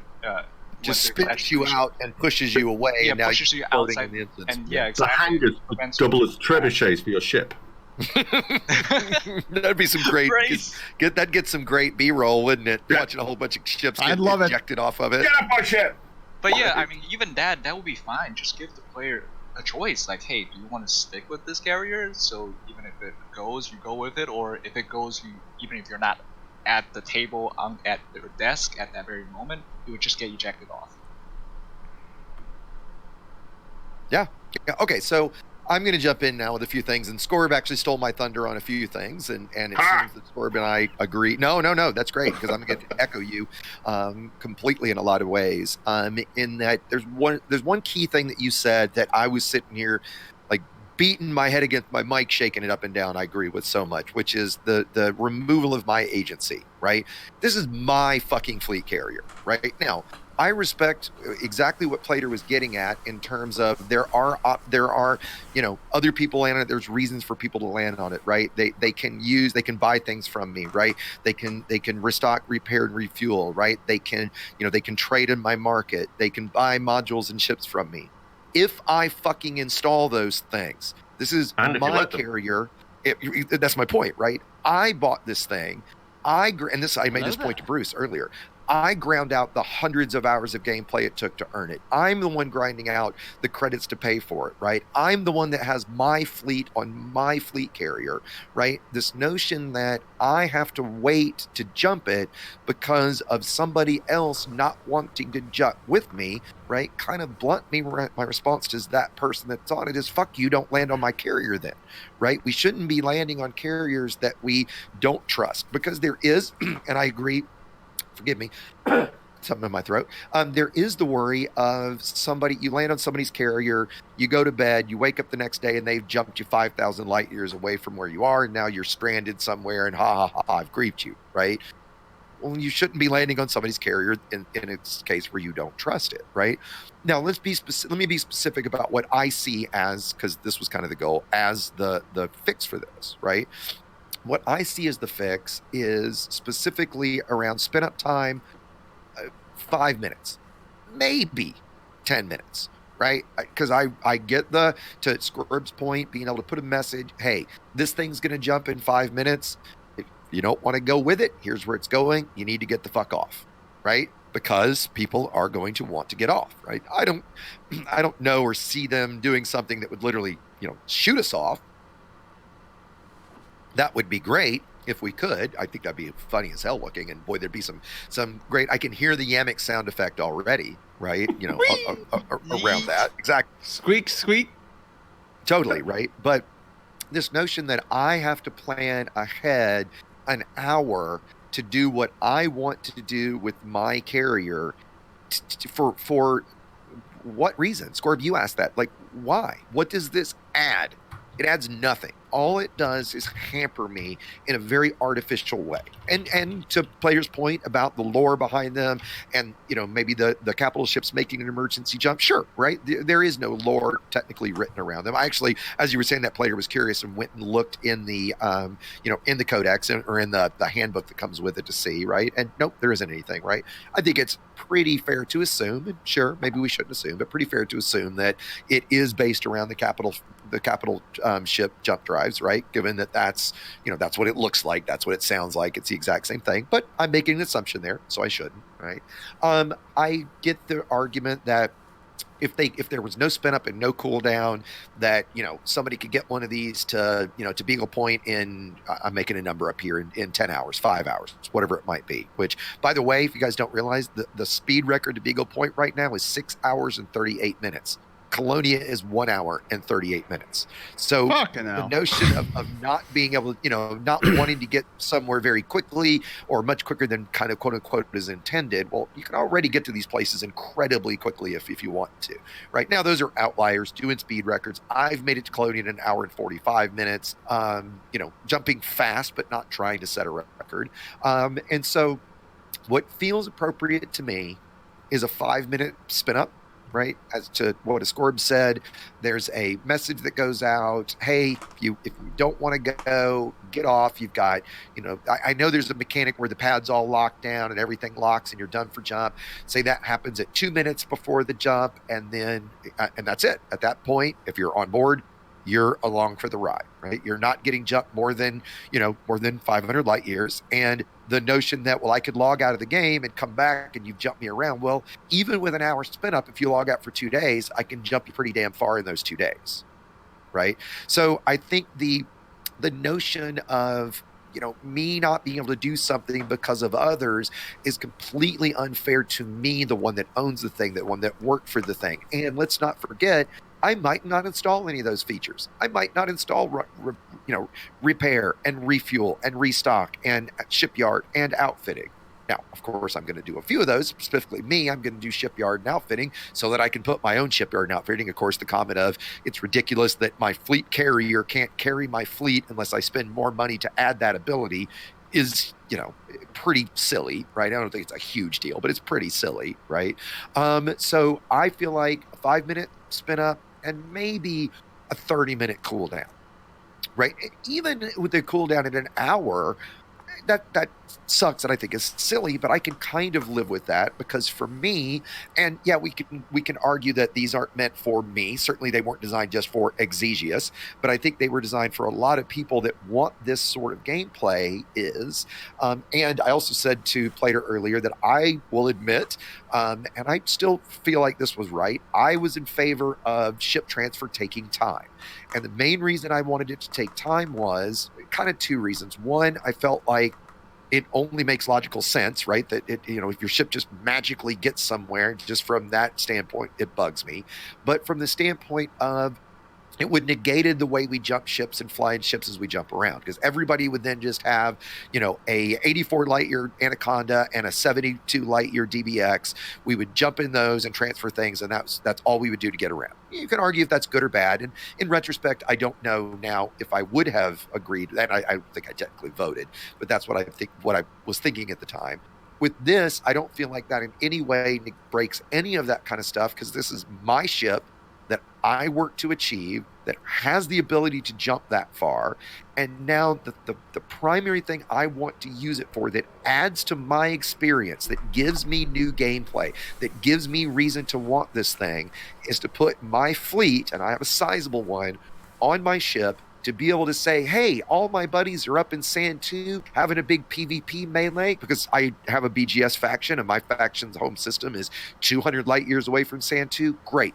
I'll jump my carrier up there. I'll be there in a few minutes.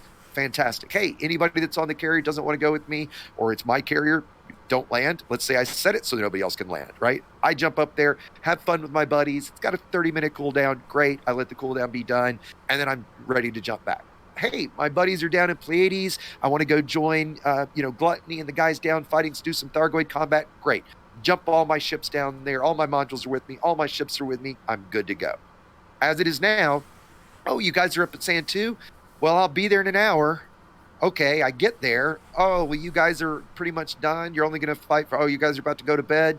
Okay, well, I guess I'll go back home in 2 hours, because now I've got to wait the hour's cooldown and another hour spin up, right? And I've gotten nothing. That's added no benefit to me. That's added no additional gameplay. There's no way for me to use it. It's nothing but an artificial limitation for what I see as absolutely no reason. And ultimately, and I think this goes to some of what Scorp said, certainly his video, it's a video game. I play this. I don't work it. This is for fun. I want this to add fun. I want this to add a reason for all of the work that I did to earn it.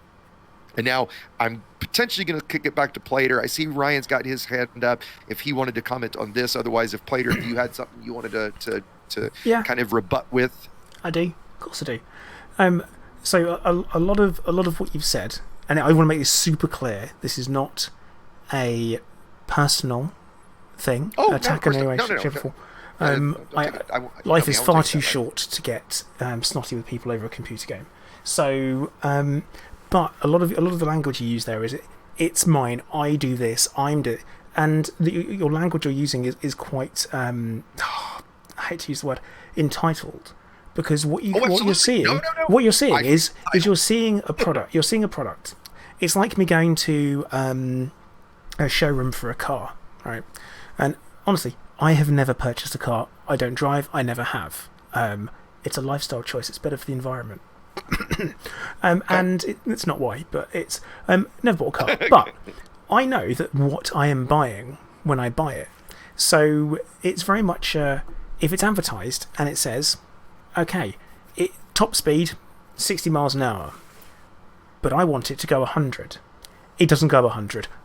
Well, I'm paying for it. I've earned the money for it. I'm buying it. I want it to go 100. This car doesn't go 100. It only goes 60. And that's kind of where we are at the moment. So it's like, it looks like, I mean, it's not quite the same because you get different models of car. But if you do have a car, you've got advertised features. This thing that is being sold does this thing. It may mean, and this isn't just aimed at you, it's just super clear. It may mean that anyone who's thinking that, either looking at it, but it doesn't do that, maybe it isn't for you. And Frontier have said, maybe, well, they've definitely said, carriers are not for everyone.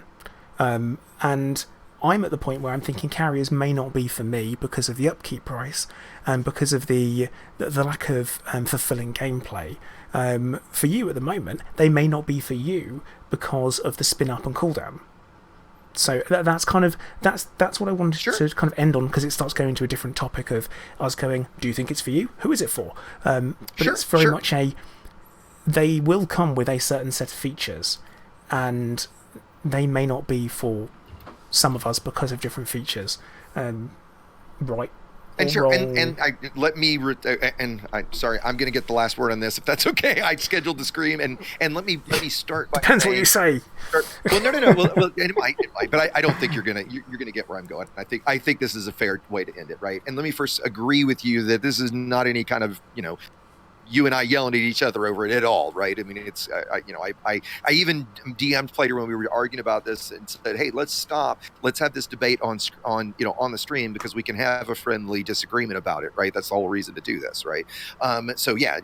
I mean, I certainly hope you didn't take anything. When I'm saying, this is mine, right? None of that was directed at you, clearly. No, right? No. To your analogy of a car, and I think that's a fair analogy, right? I look at this using that analogy. This is a car that's in development. I'm working with the developer, a builder of this car. And by the way, speaking of the car analogy, this is someone who not only drives, but was a racing instructor for 7 years, right? Going to the builder of the car and saying, hey, you've built this car that can't do this. I'm your target customer, potentially. I mean, your comment about maybe they aren't for me. It's a shame that because of this one design decision you're making in the design process, which is what the beta is, right? Because of that one design change, give me a valid reason that it should have an hour spin up time instead of a 5 hour or 5 minute spin up time. Versus like the car developer saying, okay, well, if we were going to make the car go 100 miles an hour, we'd have to do this to the engine or this to the brakes, or we'd have to do this to the aerodynamics, blah, blah, blah. Where in this case, it's a developer changes a number, right? And I know that, obviously if this was a real life kind of thing, it would be a different thing, right? But I think the notion that the only reason that I'm ruined by, I made this analogy, I joked about this a lot. I know there's going to be something in fleet carriers. There's going to be one little thing like multi-crew, where you can't mix wings and multi-crew, that's going to make it useless. And it's not just me that this issue is related to. There's a lot of people that this spin-up time is absolutely ruining this for. I have many friends that want to use it in this way, that have fleets of ships, that do a lot of combat, that want to be able to move their ships around on their carrier right away. Scored made the great point of it being an agency thing as well, right? And so because of that, for no good damn reason to give us this long spin up and this long cooldown, right? Honestly, if it was a 5 minute spin up and an hour and 55 minute cooldown, I would be much happier, because I could actually use it the way that I want to use it. A lot of other people could use it in that way at the same 2 hour rate. Now, I'm not arguing that it should be that way, right? But I just don't see any reason why 5 minute, 30 minute is worse than 1 hour, 1 hour. You get what I'm saying? I mean, like can you? Right? Can you give a reason why a 1 hour spin up and a 1 hour cooldown is somehow better? And again, I'm not trying to put you on the spot. I think you get where I'm asking. Yeah, I mean, considering I don't think an hour cooldown, an hour spin up is right, so I can't really have that argument.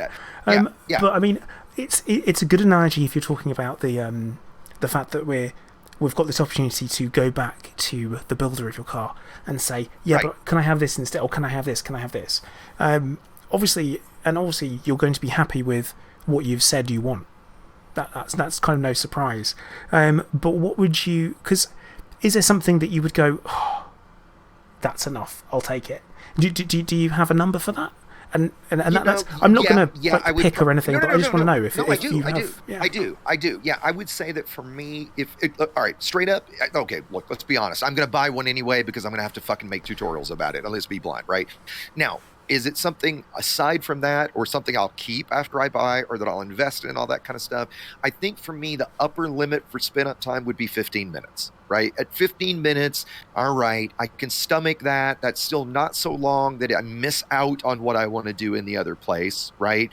It's short enough that, okay, I do that, and then I guess I go do something else out of game. I respond to comments on YouTube. I do something waiting for that 15 minutes, and that's why I think 15 minutes versus 5 minutes is silly, because it's just punitive at that point, right? So yeah, the upper limit for me is probably that it is still useful is 15 minutes. I think 5 to 10 minutes makes a whole lot more logical sense. It's enough time for people to get off the carrier. It's enough time to have a lore reason of it takes time to spin these drives up and get ready. Somebody I saw made the joke during the stream about how long was it the Galactica took? 38 minutes or 32 minutes?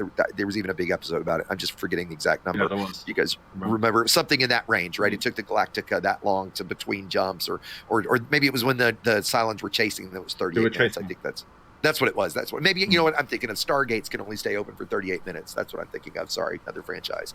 But something in the 5 to 10 minute range is what feels right to me in terms of lore, in terms of it doesn't waste my time. It gives people time to get off of it, because I do think there's, you do have to respect that, even though I don't fucking care, right? Yeah, all right, people do. And okay, I can go with that. And that's why I think 5 to 10 is the most appropriate, but 15 is my outside number. It feels arbitrary to me. It feels completely arbitrary to me. Any number's arbitrary. But what if it had a gameplay reason? Let's say if you wanted to jump in 5 minutes, you get a 200 light year jump range. If you wanted to wait 10 minutes, you get a 300 light year jump range. I get where you're going, and the more you charge it, the further. I personally think that's punitive too, but for me personally, selfishly, yeah, because most of the places I want to jump that I'm going to use it in this fashion are in that 250-ish range, which is why ultimately with the hour time, it is faster for me and a fuck ton cheaper for me to jump by DBX somewhere and ship things, right? Because anywhere I'm going to go, shipping time is going to be less than an hour. Right? Anywhere I'm going to move anything around to. Maybe the Pleiades from where I am is right at that hour, but moving the carrier would make more sense because I have everything with me. So that's why this seems so silly to me.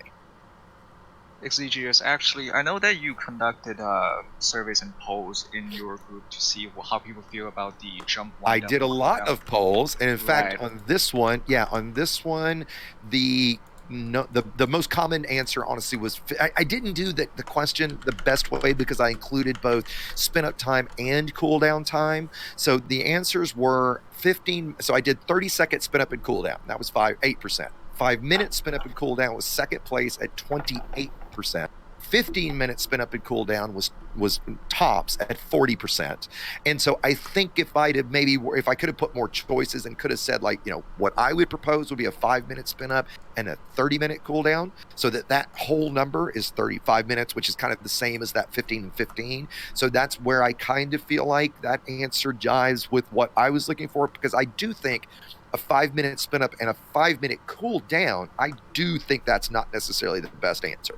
I do maybe agree that that's too fast, right? So it's not the whole number of 30 minutes that bothers me, it's the spin up time that bothers me. To turn it back to the conversation where it started with the analogy of the car sale and whatnot, car manufacturers definitely want to appeal to a large market demographic. Well, the bigger the market share, the easier it is to have revenue.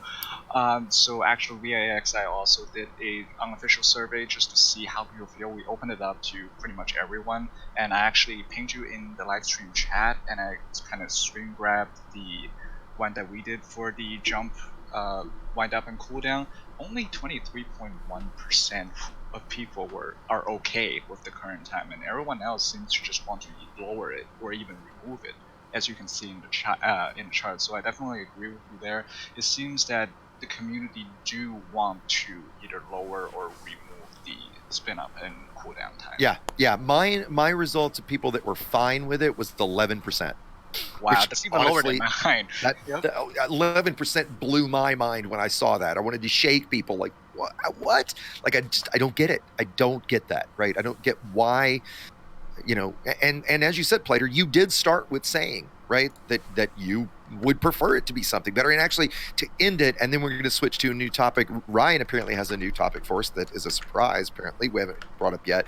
I do want to make sure we also, because we are starting to run a little long. I mean, we all can go, I guess, as long as we want to, but I do want to make sure we get to universal cartography. I want to make sure that we get to outfitting shipyard stuff. Maybe numbers around there. Maybe with that we don't necessarily have to, but I want to touch on it at least. So is there anybody else on this topic before we move on to that? That's what I was hoping for. I think we've beaten it to death, haven't we? Yeah, so I guess the last question I'm asked before we go is, Plater, what do you think like you asked me what my numbers would be, kind of on the what would be acceptable. What do you think is the right answer? I mean, I would be comfortable with a 10-minute timer that you can choose to extend if you like. So Okay. when you choose to jump, you can pick a time in the future so you can schedule a jump. It might be when you're offline, it might be in 15 minutes time, but you can schedule it for a little bit further in advance. So you can potentially say to your group, hey guys, it's going to be jumping in 15 minutes, or how long do you need before it jumps? That kind of thing. If you've got people that need to do stuff, I'm logging off, how long do you need before it jumps? I just want to make sure it's there before our next stream. That kind of thing. That would be cool for me. Yeah, okay. I think that'd be all right. Spin down wise, 20 minutes would be okay. 20 minutes, half an hour, that would be all right. Because one of the key things is that carriers spawn in. For some reason, you're not in a system with carrier management, carrier administration service. It's happened to people. Then you have to jump it, but you have to wait an hour to do that because you spawned in the wrong system. Or you jump out and you forget something. You forget to pick something up a service or that type of thing. It's your mistake, but it would be nice to be able to have that resolved quicker. You know what? I gave you the last word, and I agree with you. I think that's a great idea, right? I think the scheduling a jump is a great idea, and I would be okay with 10 minutes. So let's let Ryan take us on to something new. What you got, buddy? All right, guys.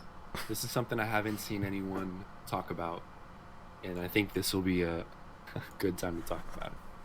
So, let's say I've got my fleet carrier, and I got my boys on it, and let's say, FDev has hired me as an outside consultant, and they take my completely innovative and not at all copied idea of, let's call it interstellar initiative rather than community goal. And let's say I go jump my ship to the community goal. And let's say this is a piracy. Let's say it's a trade and piracy community goal, or sorry, a trade and a bounty hunter community goal. But I want to pirate people because they're hauling low temperature diamonds, super high profit margin, the only thing you can fucking pirate, right? So me and my boys show up, and we go out and we start pirating people and start racking up fines and bounties because people don't know what they're doing and they don't listen to instructions, and I got to smoke a few of them.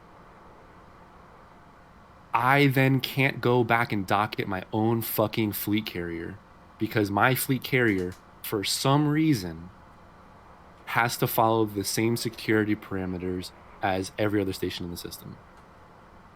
Why? Why would I want on my personal fleet carrier, if I'm a pirate, why would I ever want security to apply to my personal fleet carrier? In what world, in what lore would I ever allow system security to be near my fleet carrier if I didn't want them there? I might respond to that, and let me make sure I'm understanding the question first and the scenario. Yep. So scenario is you've done something illegal. I was a bad boy. System security is at your carrier. No. So system security. So right now, if I park my fleet carrier in Shinrarda, right? Which you can't do. So I mean, I get what you're saying though. Permit systems you can't go to, but I think I get where you're going. A high security system, is that what we're saying? Yeah. So I park in a high security system. Okay, From my understanding, and I may be wrong on this, but this is how it was described to me. If I commit a crime in the system and I have a bounty, I now have anonymous access at my own fleet carrier. I don't believe that's true. Are you certain? Okay, so let me say that. Yeah. I tell you what, we'll test that after the stream, and Yeah. we'll figure this out, right? Because if that's true, I completely agree with you. I have no defense of it. The Right, way Lee I says- understand, On Plata Stream, that he's got a notoriety of 10 on the beta, and he has no problem landing on his own carrier. okay, because here's how I well, understand notoriety doesn't mean anything though, right? You'd have to be actively wanted in that system, right? Right. I like permanently live in notoriety 10. Right. So this is what I understand. This is how I understand the way it works, is that if I'm wanted, right, notoriety, whatever, I'm wanted straight up. I mean, that's the easiest mechanic, right? And I'm in a high security system, that there will be system authority around my carrier, right? And so that I would have to essentially sneak past them, for lack of a better term, to get landed before they would engage me. Now, I don't know what happens if they engage me. Does that now mean I can't land? So we would have to figure that little part of the mechanic out, right? But as I understand it, that's the only thing that happens. My carrier's still happy with me. I can still land at it if I sneak by them. I do think it makes sense that system authority would be around my carrier, right? Because they see a carrier jump in a system from a realism, immersion, lore perspective, right? Wait a minute, that's a guy's fleet carrier. I wonder if he's going to try to the killer we've been after is going to try to sneak back there, and so that then they would come to the fleet carrier and stake it out, right? That makes sense to me too. If you're right that if there's a way for me to get in trouble that I can't land on my own carrier, that's horseshit. I do not think that that's the case. If it is the case, this is the first I've ever heard any mechanic that would work that way. So we would have to test this and figure it out. Because I would agree with you that that's ridiculous. Like you said, this is my carrier. Like my carrier is fine with me landing on it if I'm a criminal, right? Yeah. I mean, I can go back to my house. My house isn't going to spit me out because I come home a criminal. What a right? fucking wild world that would be, right? You go home and your garage is like, nah, dog, you got to go. Exactly, right? Yeah, quick right. Your chip garage won't open because you five figured something at Walmart, right? And yeah, Plater, I think you were so trying to just a quick chip in. One of the guys from my squadron has 60 million in bounties on his head in that system where his carrier is, and notoriety 10. And he's hostile wanted, and he even has system security apparently flying around his carrier that are red. Okay. So And he's he still can able still to land. land. Yeah. Okay. Does he Good. have full access to everything? Yeah. Can he use? Yeah. We'll Does he have anonymous access? We'll wait or for his full response. access? Yes. Yeah. Let's confirm that. It should be interesting because normally your it's tied to BGS, and carriers are BGS independent, so they don't, because that's who your fine is with, is a BGS faction. So surely, logically, if they're independent to BGS, logically that he says yes, he can access everything. So, Okay. So not a worry then. Okay. So can someone else? That would be my next. You can set the carrier so that people with notoriety can't land on it, right? So now your question is, could I, if I was wanted, all that kind of stuff, and he had it set so you could land with notoriety, would I still be able to use all services? And I believe the answer is yes, because to Plater's point, the carriers don't link with anything related to BGS, right? So it's not like they're linked to the Federation going, who is this person? And, oh, wait, they should be wanted in this system because of the factions that are here and all that kind of stuff. So I don't think this is something that is a concern right now. Okay. Right. And so I'd be interested to see that. Yeah, I'm happy to test this with you afterwards, Ryan. Like, I mean, I'll get some guys and get some guys around my carrier. We'll do the exact same test and we'll confirm that this is not an issue. Because if it was, I agree with you. Right. Cool. Why don't we move on? I don't have anybody in the queue yet, except that I'm going to move it to the next topic that we've had two for outfitting and shipyard and for universal cartographics. Given the time, why don't we take those last two maybe as our last two topics, unless there's something else that has come up. Somebody I just saw mentioned about AX outfitting and stuff. I think that's a decent segue, or Gluttony can talk about this. The notion, I think to tee this up, my biggest issue around shipyard and outfitting is that, first of all, I actually think it's great that we can sell everything, right? I was worried that it was going to be something where we'd only get the D-rated modules or the E-rated modules or blah, blah, blah, right? It's great that we can sell all of the different modules, but not all of the ships, by the way. Ryan, I don't know if you know this, you can't sell the FDL or the Mamba. Did you know that? What? Why? It's not part of the ship packs, right? You can't sell Oh those. my You can't God. sell any Oh, of the Alliance come ships, on. none of the Federation ships, none of the Imperial ships. It's pretty much only the Lakon. The only real combat ships would be the Python, I mean, the as long as they Claymore 2, have and the Phantom. Python, I'm fine. Anaconda. I think the passenger ships, the Beluga and stuff are available. And here's the other stupid thing: I would show you that, but I have to be in a service system with carrier services, which, by the way, don't actually show on the Galaxy map right now, because I'm assuming Genius. that's a bug. Also, and I didn't get to address this with Bruce yet today. I asked Bruce, I said, "Oh, hey, you've got he said something about it. I needed to know during the stream, what system can I go to manage my ship? Can you just tell me a system that has carrier services?" And he gave me one. And he asked the question basically like, "Where are you? I'll look at the spreadsheet and tell you the closest." I said, "Oh, could you just give me that spreadsheet so I can share that with everybody?" And now I'm not talking Bruce for this because clearly it's not his decision, but no, because that would take away from your experience of finding them Oh and my and fucking- and What out the bullshit? Galaxy map. And my response in text was, "Bullshit. What We've patronizing complained about that bullshit? shit forever because we have to use." You realize that these are all going to be on Inara within hours of launch and us figuring them all out, because nobody wants to do that. And it's akin to buying a phone book that I have to drive around to each business and get them to fill out for me. It is fucking idiotic. Oh, wait a minute. I'm a shill for Frontier, so I shouldn't say that. Yeah, you big shill. It's They're gonna take their retarded. check back, dude. I'm They're telling gonna you, take their man, check back. right? Guys, relax. Yeah, did you guys get your checks this month? So let's go Mine to. bounced. So my biggest problem with nice with shipyards and outfitting is that A, there's such a limited selection of the ships.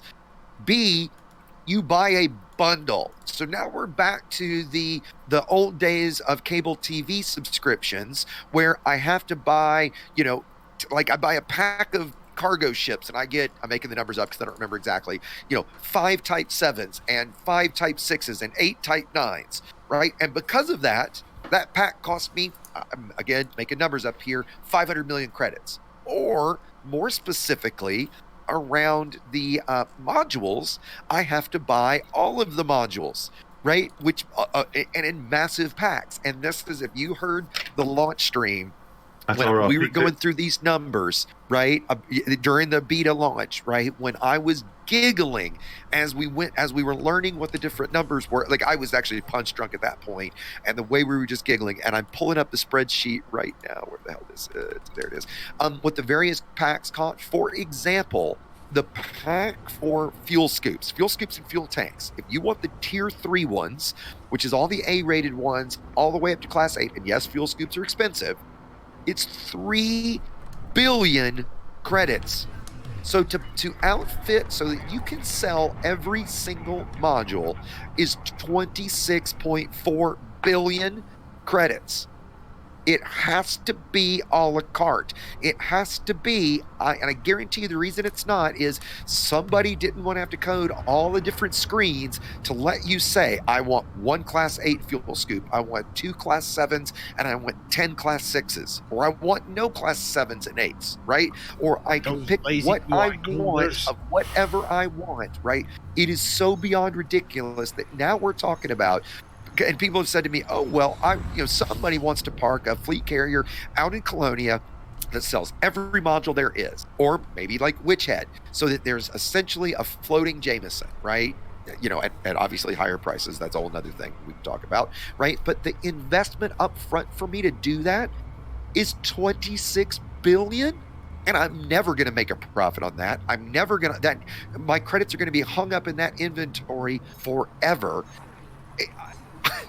Yeah, you won't be able to sell it. Anybody defend that? Anybody tell me that's a good idea? Buy the passenger Fucking ship kit. infuriates me, that one You have to feature. buy I have a defense. Please. Okay. You don't, so that's why I'm letting you talk. Oh. Oh, wait, my just quickly, defense Ryan is- said he had... Hold on, before he goes. Yeah. Ryan, I hope you're still with us. Ryan said he's got to I bounce.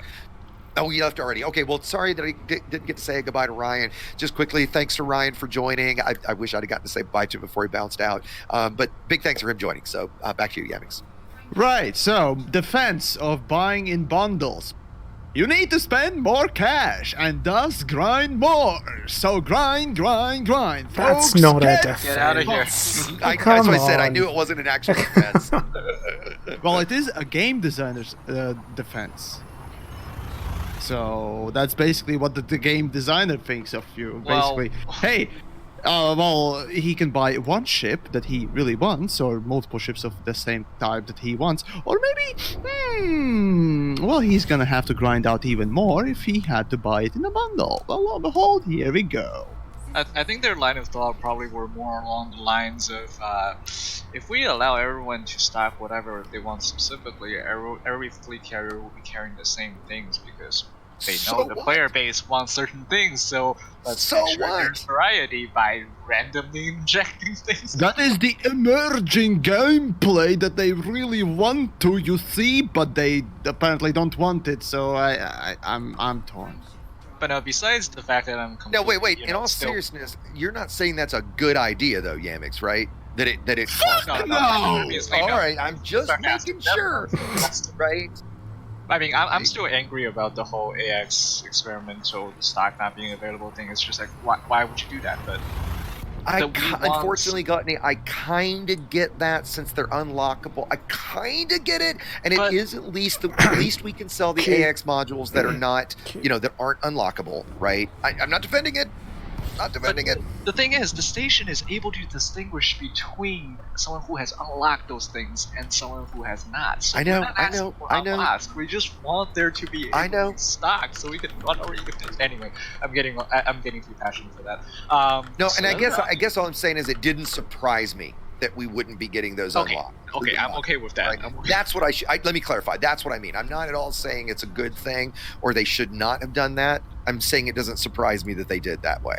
It's unfortunate, but yes, we want specific things that we can pick out that we want to sell because let's be honest, it's just another commodity that we want to sell. Let Right, us have right, the right. ability to And- pick and choose what's going to make us money, not a whole bundle of things that are just going to get backstock with no way to Yep. sell them back. Really. And because of that, nobody's going to be able to do this. Nobody's going to be able to have a carrier that sells all these modules, right? So you're not going to have that. You're going to have, at best, a coalition of players who get together and, okay, I'll stock all the power plants, you stock all this, I'll stock all that, right? We'll all park next to each other in the same. That's the best that we as players would ever be able to do in those regards. Right, and because we know, like any longtime players knows that A is for performance, B is for Of course. module integrity, D is for lightweight. No one touches C and D or things like that. Right. And as I said once, E is shit, right? C is actually supposed to be the best bang for the buck, right? And the only place I will He's that the I middle actually child that no one pays attention. right. Like And in real E life. sucks except for shield boosters. E-rated shield boosters, heavy duty, fucking rock because they weigh a seventh of A-rated and they still give you a shit ton of shield. So I am a fan of E-rated shield boosters. But regardless, it's just. This Yeah, whole it's- locking it's us into a pack and bad. locking It's this idiotic. many credits in is just, it makes it completely worthless. Again, nobody is going to do this, right?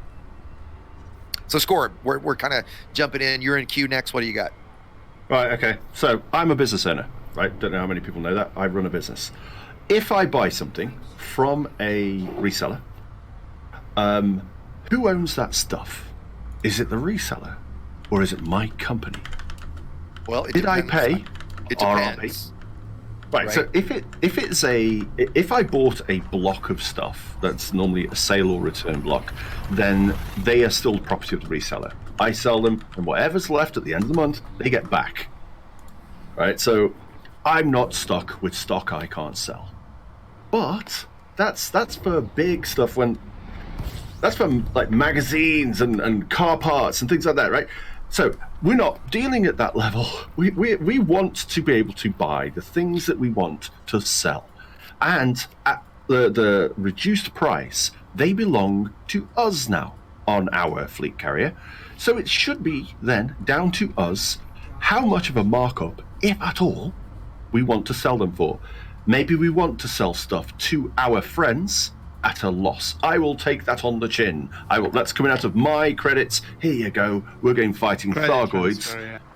You've unlocked the Thargoid modules. I've unlocked the Thargoid modules. Guess what? You can now buy them from me. And yeah, all right. I'll have mates rates for that. For everybody else, I can bump the price up to whatever I want. I can fly my fleet carrier into the heart of Thargoid space with my Thargoid modules, which are unlocked because I've done them, and so does anybody who wants to buy them. And then they can buy them at a premium. Guess what? That's just commerce. That's just how business works.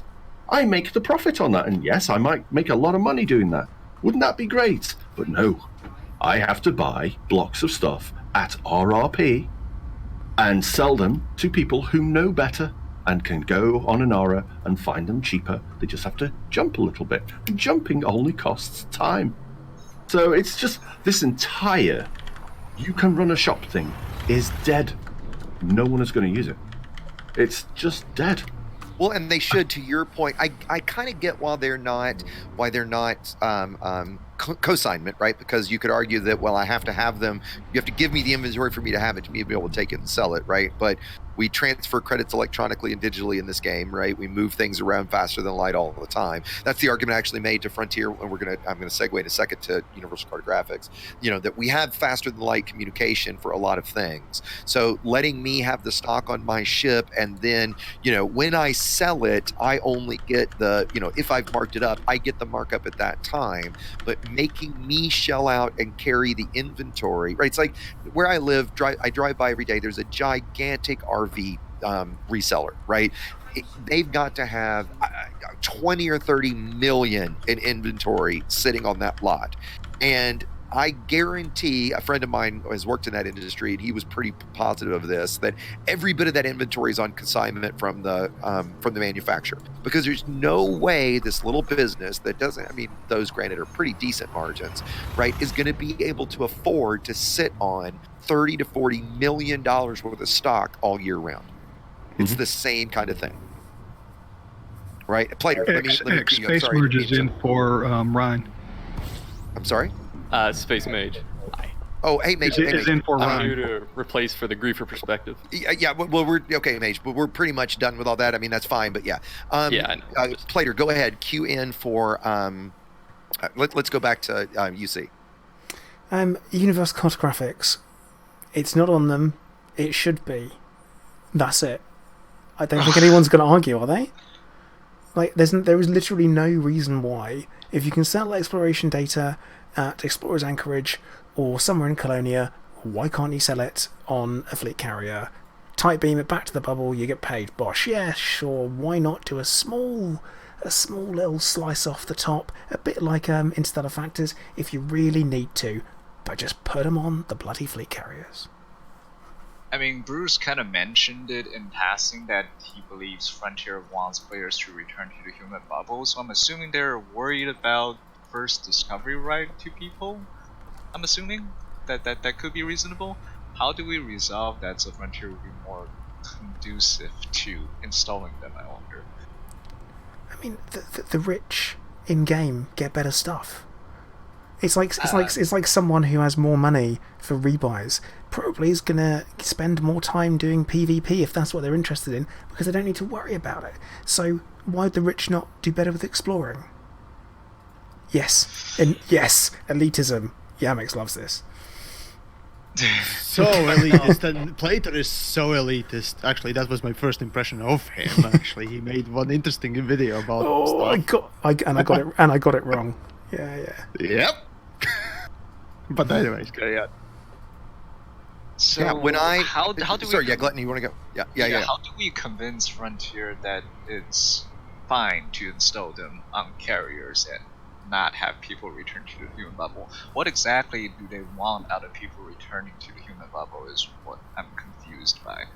Well, I think to if I maybe jump in to try to answer that, when I chatted with Bruce today, because this absolutely came up, and I mentioned the fact that Steven on Burr Pit recently made that statement, right? That Mainly the reason that it was an active choice that he didn't use the word force or make, but basically that's what this is. So I'm kind of paraphrasing here, right?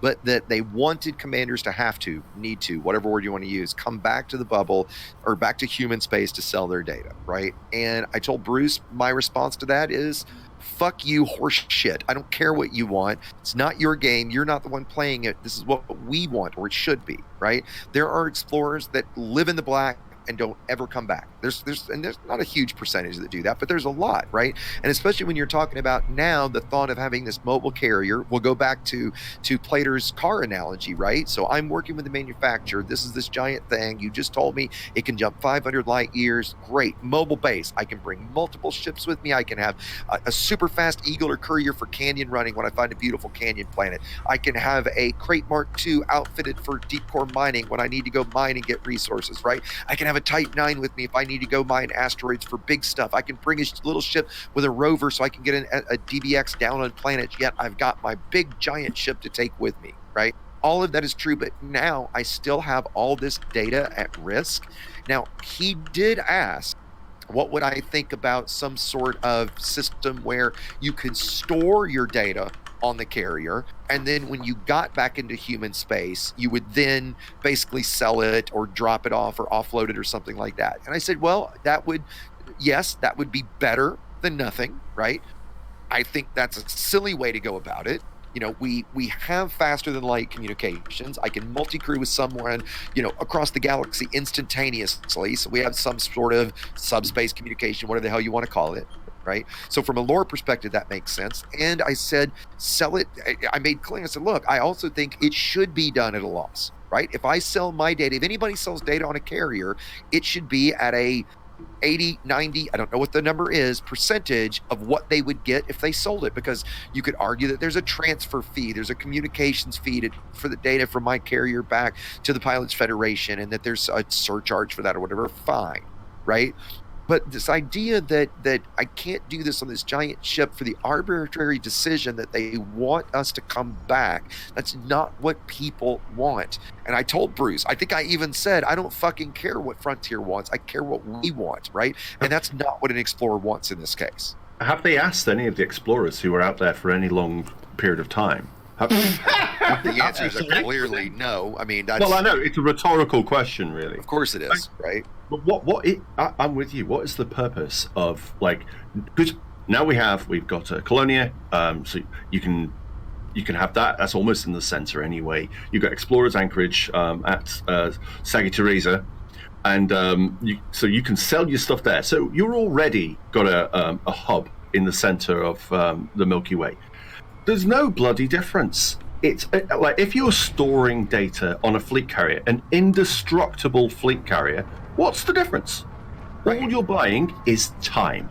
You're buying the time for another commander to go and scan that planet, that Earth-like, and then, I gotta get back to the bubble, quick, with my first discovery, which is just a badge of honor for the most part. It doesn't mean anything. You don't get special missions to your planet where you can then claim mining rights or exploit it for some other thing. That doesn't happen. It's just your name. Essentially, it's not Star Citizen. We don't sell land. Right, and you know what I said, the one thing I said to Bruce, I said, if we had to store the data on our ship, the potential bummer there would be, I store my data, I scan something, somebody gets the first discover, right, and they go sell it before I can sell mine, but that's probably pretty low chance because most explorers living in the middle of nowhere kind of thing, right? Ultimately, I think that would be a better solution than the nothing we have now. But just put fucking universal cartographics on it. Just put it on there. There's no reason to not. Just put it on there. Fucking put it on there, Frontier. It's stupid. That means you should carry it as a base. You can have all your mates who are explorers. You go out 200, 300 light years, 1,000 light years from it, and come back. And then sell the data. Imagine Deep World 4. There's a fleet of fleet carriers that get together. Hey, you guys are beginners. We've got 10 fleet carriers that are all going to jump in formation. Everybody can land on the fleet carriers. We can support the expedition. Everything's ready. Everybody can sell their data here. That's it. Now, flip that. the way it is now, everybody's out there, nobody's got their data, the griefers show up, they start killing explorers, they lose all their data, and they've been out there for all this time for no fucking reason. They could have landed on this, as you said, indestructible griefers carrier, right, that could absolutely have protected them, sell their data there. It makes for wonderful emergent gameplay that without it is such an arbitrary. When Steven said that, and you know, I told Bruce, I said, I don't mean to necessarily be quoting you guys and make you not want to say these things, and so I'm not calling Steven out in this, right? Because clearly he's just repeating the decision that was made at Frontier. My response to that decision is fuck you. Right? We want to use these things for this. There is no reason for that. It's just idiotic. Sorry, I'm supposed to be the Frontier shill now. I shouldn't be saying that. You're so fired. There should not be universal cartographics. Fuck all. When I say fuck you, I mean to the explorers, clearly. You can start writing them checks. Totally. Issue. They could have just let people sell data on the carrier, and then when the carrier gets into range of the human bubble, it just automatically distribute the first right and whatnot, if it's applicable. But that would be complex. That'd be really complex to develop. No, but I'm fine with, you know what? I mean, if you were storing it on the carrier, whoever turns it in first, they get the first. I mean, that's how it works now, right? Whoever gets to sell it first, gets it first, right? So if there was a storage mechanic and it worked that way, I mean, okay, it works that way, right? But why code around this? Why code this new thing where here I have to go in and say, okay, store my data, and then I get back to the bubble. Okay, load my data on my ship. Now I fly it over to Universal Cartography, and then I sell it there. Why add all that in when we can just add a menu choice that's Universal Cartographics? It works just like it does everywhere else. It just takes a tariff on it, right? If I'm selling my data, I lose it at a loss. I mean, I lose, again, as much as dude, if it was 50% even, I don't want it to be that much, right? But even if it was something big like that, who fucking cares, right? It's just our megaships, right? You can go to a megaship with a docking bay and sell your data at Universal Cartographics. You can go to the Dove Enigma and sell at Universal Cartographics. My idea behind it, which is not backed up by law whatsoever, but maybe there is so much data, like petabytes of data from your scans, and you have to encrypt it and then type beam it into the bubble. Maybe that's why. When you get your data back, like here's the systems you've explored, that is just a summary of all that stuff. But all of the surfaces and all the things you found, that's a lot of data. So that's why you can't do it from your ship. But if you can do it from a megaship like the Dove Enigma, you should be able to do it from your fleet carrier because it's a megaship. You know what? Question. Can you do this does the Gnosis have universal cartography? Oh, good question. It should. If it does, this whole argument's fucking blown out of the water, if you ask me. That's true. Give me a sec. I'm just going to have a look in the... Do you know, Plater? If there's anybody from Canon listening, and I guess there probably someone is, if anybody from Canon listening can shout out and let us know if the Gnosis has universal cartography on it. Anyone know which system it's in at the moment? On the wiki, yeah, that's a good question too. I don't know right now, Plater. I can't even search it. So is it in the whole 70 sector or not?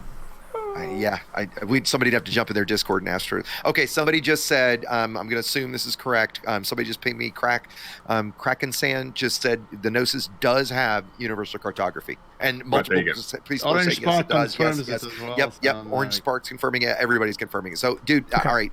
It's over. Discussion ended. Fleet carriers should get universal cartography, period. There's no way to defend this. Nobody thinks this is a good idea. In fact, I think that will be my next poll. Right, just because I'd like to see a poll that's 100%. Right, should fleet carriers have universal cartography? Yes or no? No, Exigius, the pollster. So I've been doing polls. All the options, yes or yes. Right. Yes and duh. Yes. Why are you gay? Oh boy. There you go. There's your poll. Should fleet carriers have universal cart? I'm literally doing it right now. No, if Gnosis can have it, there's no reason why the fleet carrier cannot. Yeah, on Plater's stream, easy yes. They're saying yes. No. Lots of yeses. I've never seen so many yeses than a porn film. Okay, if you guys want to, yes, and wants to go to my community tab and answer that one, I would love to see. Actually, here I'll just post the direct link to the poll. If any of you gentlemen want to share it on your streams, if anybody else, who else is streaming right now? Plater, are you streaming? Yeah. Yeah. If anybody else wants to share it, great. I'm curious to see. Somebody's going to be an asshole and say no. We know the answer. Yes, Like, but we do come know. Right. So, well, guys, this has been this has been great. This has been really enjoyable. Plater, thanks very much for joining us for this one. Thanks everybody for coming back. Sorry that Ryan had to duck out here pretty quickly. If there's nothing else that we specifically have to cover, because we have gone for quite a while at this point, I'm going to go ahead and wrap this up and say thank you. Why don't we? I'll go back through and let everybody maybe have some closing thoughts, if that's cool with all you guys. Plater, again, for whatever reason in Discord, you're at the top of the list. Why don't you start us off? Remind everybody who you are and your closing thoughts. Well, I am Commander Plater, YouTuber, streamer. I do stuff, make videos, got Discord, I play games. When it comes to the beta, my final thoughts really need to be that if you're unhappy with something or you dislike a gameplay feature, find a constructive way to communicate that and put it on the forum. That's the most important thing. Make it constructive. If you scream, shout, throw your toys out the pram, no one will listen to you. They'll put you on the naughty step. But constructive feedback will always win. Yes, very well said. Absolutely agree, Plater. Scored? All right, Commander Scubbis. I make videos, try to do a bit of comedy here and there, do streaming as well, and I'll echo Plater. Only I will say, no, I won't. I'll echo Plater utterly. Yeah, make constructive criticism in the forums. Respect other people's opinions, because they do have different opinions. No one's got the correct perspective on anything in life ever. So that was a bold statement. Be respectful, and be respectful of Frontier as well. They're trying to do their jobs with this. If they don't listen, they don't listen, but at least you tried.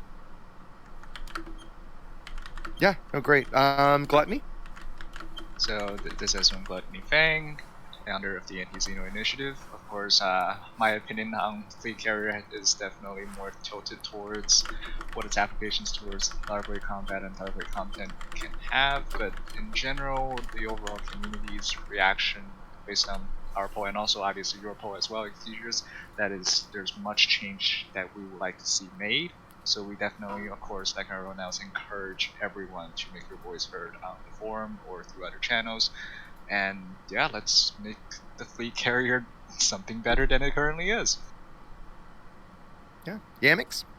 Right. I'm your resident Latvian person who does critique, commentary, and whatnot else, right? And sometimes a silly video too.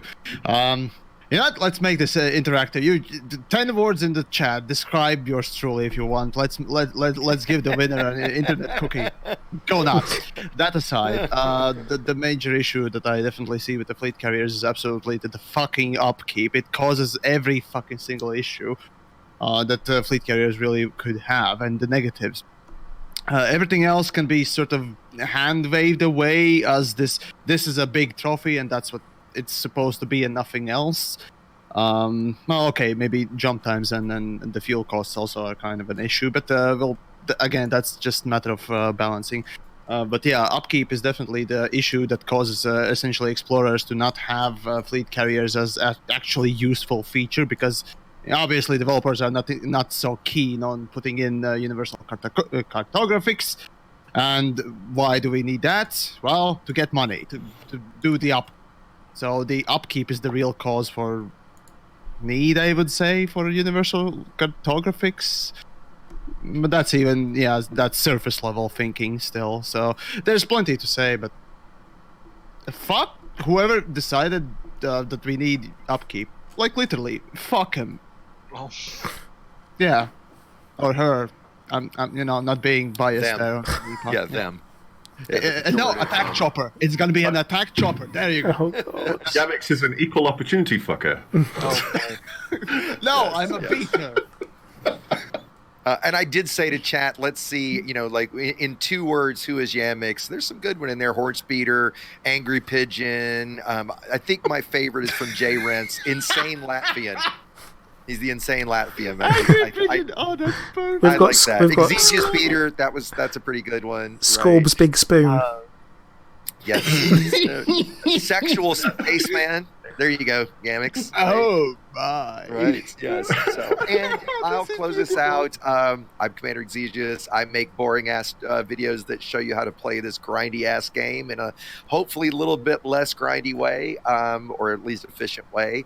And I want to also give a quick shout out and thank you to all of my moderators who've been on the stream helping out. I've seen you guys having to do a whole lot, not having to do with much from what I've seen with chat. It's been pretty good, but I did want to say a big thanks to Maniac, to Storm, to Jaffo. I hope I'm not forgetting anybody that's been helping. If I am, please forgive me for forgetting. But thank you guys, you've been great.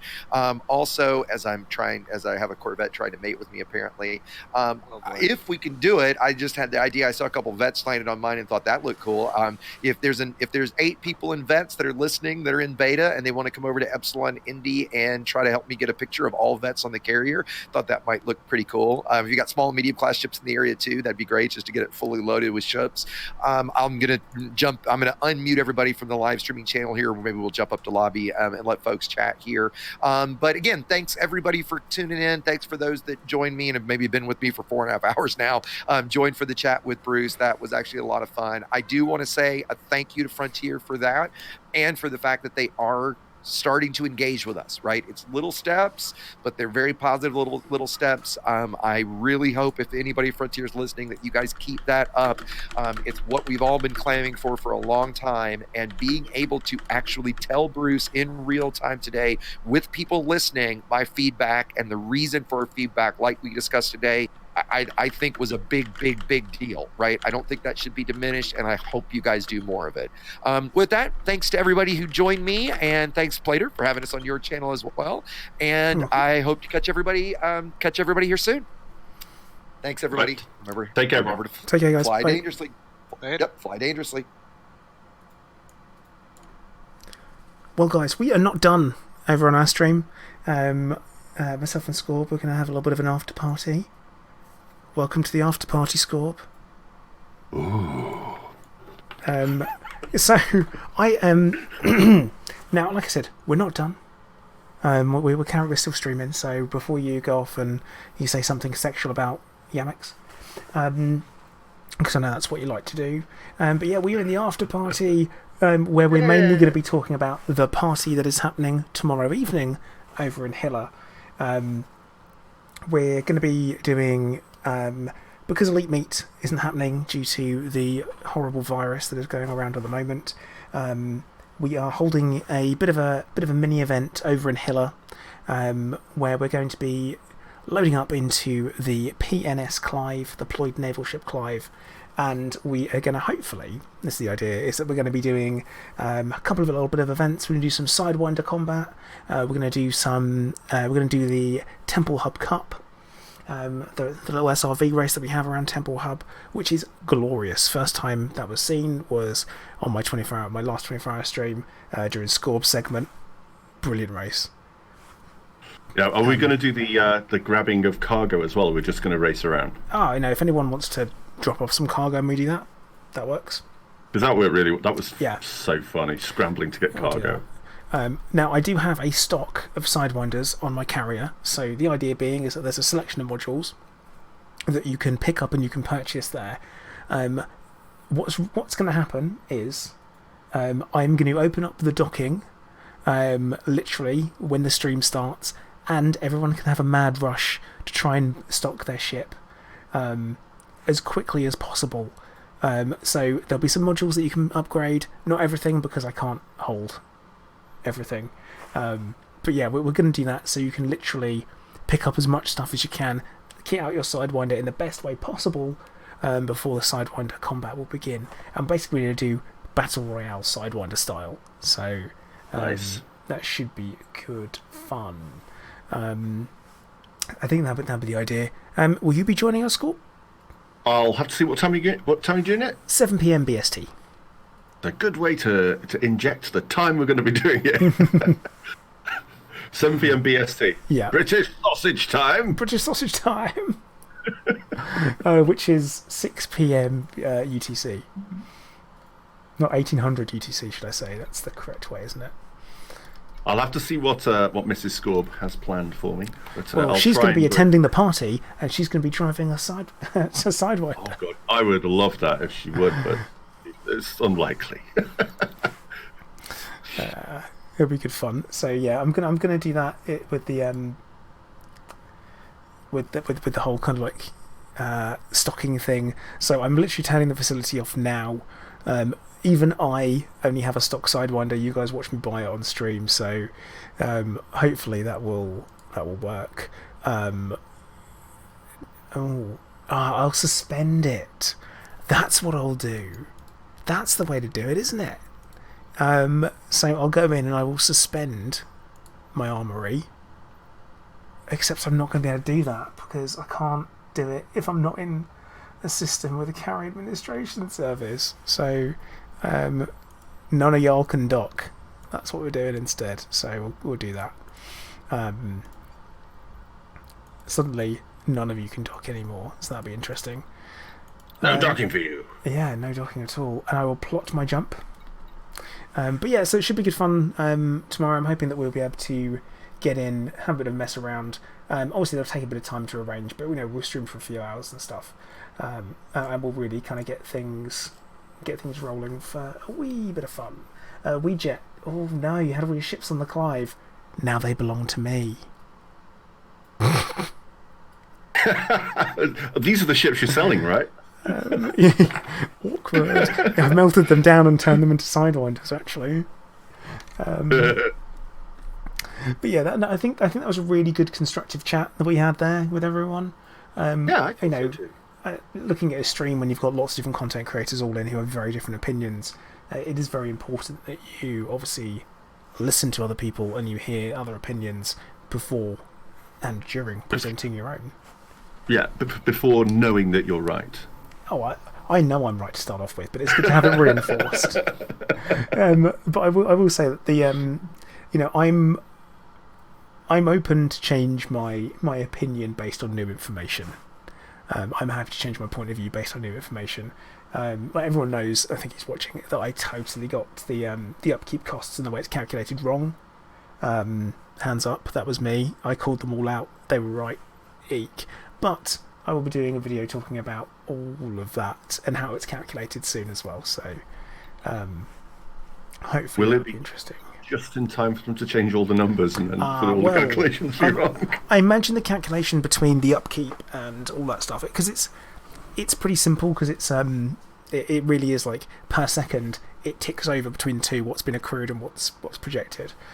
So that won't change, just the amounts, and obviously I put a caveat in there as well to talk about it because it's important.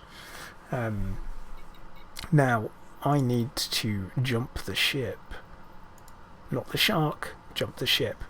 Something that we didn't talk about on that stream that we really should have done was jump capacity and how far you can go. It was something that we were going to mention and then we didn't, which is fine. But the jump capacity and the jump range of a ship is based on its weight. So it's based on its capacity. So the more maxed out your capacity is, the shorter the range you can do. So a fully maxed out carrier, we found, is that you can only go... let me just refer to my spreadsheet, because yes, I've got a spreadsheet for this stuff, because I don't do my numbers very well. Fully laden is 480.39 light years, so the 500, and I think that's limited, and that will use 500 fuel. So I think the limit is the fuel rather than the range, which maybe should be swapped around, but that's a minor thing. So, but yeah, something to be thought about. Gonna plot my jump. Gonna go over to Hiller. I'm probably gonna put it around. I think we'll put it around the racetrack. So we'll put it around the one landable planet in the system. Okay. So why is tritium heavy? I don't know, man. Hydrogen. I mean, it is. You got to think about. I mean, how big is 25,000 tons of hydrogen? But then is that including, like, is it liquefied at that point? Just like it's denser then, and I guess heavier. I guess we get to this point where it's down to, we're talking about mass, not necessarily weight. Yeah. Well, it's just the stuffness of it, isn't it? Mass. How much stuff is there? So, I mean, solid hydrogen, frozen hydrogen. Yeah, I mean, especially considering normally gases to become liquids need to be put under immense quantities of pressure, which if you're mining them on an asteroid in space, that's like the absence of pressure. So, do you think that the hour spool up time is where they have to get blocks of frozen hydrogen, stick them in the microwave, and put them on defrost? Defrost takes ages, doesn't it? Vortex says the storage container will weigh more. It's got to be that. Pass me another block. Oh God! I've been working on the railroad. But I mean, yeah. So tritium, it is an isotope of hydrogen, similar in the way you've got deuterium as well. You know, you've got hydrogen, deuterium, tritium, and it goes up. But who knows? I mean, I'm not smart enough for all of this. I only have an AS level in chemistry, and they ditched AS levels years ago. They got rid of that as a qualification. So there you go. Hooray! God, what boring conversation. What? Talking about hydrogen isotopes. I like what entitled 1 million microwaves all go ding at the same time. Well, that's the sound of the carrier jumping. That's where it's like. That's all the microwaves. Oh yeah. Bodomax says that's your next video. Oh right. Yeah. Scorp loading the things in. Look at this. I don't know who this is. Weight does exist in space. It just is very, very, very low because weight is mass times gravity. Well, weight doesn't exist. Mass exists. Yeah. Well, there's always some gravity pulling on you. Oh yeah. It might just be minute. You know, if you're like as far away from the sun as you can be, there's still a minute amount of gravity pulling on you. I think, isn't there gravity pulling from Alpha Centauri, and there's gravity pulling from the Andromeda galaxy as well. That's true. That's teeny amounts. Yeah, teeny amounts. Colds are saying not a flaccid person here listening to hydrogen talk. Oh yeah. Danny Mazzy's saying how much volume? 25,000 units. Because Very actually, low. there's a point. Is the God, no. Sorry. Have you been drinking rum all this time? I have. But yeah, like the idea of the volume is you consider it to. I mean, we could we could potentially work this out. Do you want to know how many anacondas that would be, for example? Or, I mean, 25,000 tons would be equal to what is that? 15 type 6s, 10 type 7s, and this is literally how it would be worked out. And what is that? 7.5 type 9s. It's equivalent to that. So, aren't they flat pack? I suppose it doesn't matter. It's still the same amount of mass. It's also there's not enough space for that many ships. I don't know. But yeah, just Well, one. they'd have to be flat pack then, wouldn't they? They'd have to be airfix kits. It's about 1 mega chunk big. It's now you're getting too scientific for everybody. Too scientific. Yeah. Dial it back a bit. All Mega chunks. Come on. You'll be starting measuring like 3 fleet carriers in a row as an oh lord, he coming. Yeah, could do. Tanman, this isn't pre-recorded, mate. It's live. I'm here. I'm actually here. Believe it or not, this is live and people are watching it. So that's thank you everyone that's watched. I really appreciate it. Actually, no, I really appreciate everyone who's come along for all of the streams and watched all of the videos this week on fleet carriers. I myself have felt a little bit fleet carried out towards the end of the week, even after the kind of what's been going on with like the numbers and the negativity about everything. I very much kind of like I'm enjoying the conversation with you guys, especially when we're keeping it constructive. It's really good. Tanman, the reason why there's a bot is because I'm streaming to both YouTube and Twitch at the same time. So what you're doing is you're seeing the chat from YouTube as well, so that you can see it. It's using Restream, it's a handy little thing. Now, Weejet, is that you in the Corvette? Because I kind of feel like it is. So right, Mr. P. Yeah? I'm going to duck out. The missus needs my assistance with the cable. Oh God, that didn't sound right. Oh my! I'm going to lay some cable, huh? Oh, okay, right. Laying some cable, nice. Yeah, I've got to plug it in. The batteries have gone flat, so it's me.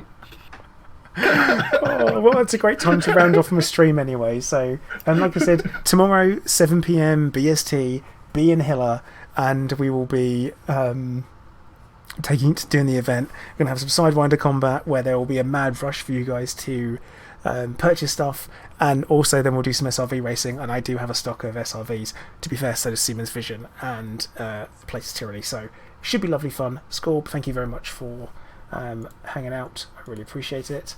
Anytime, mate. And everyone else, I want to say thank you very much for watching. Please make sure that you like, if you haven't already on the way out, subscribe and follow on Twitch, and hopefully I will see you all tomorrow. So once again, thank you very much for watching. Commander Placer, out.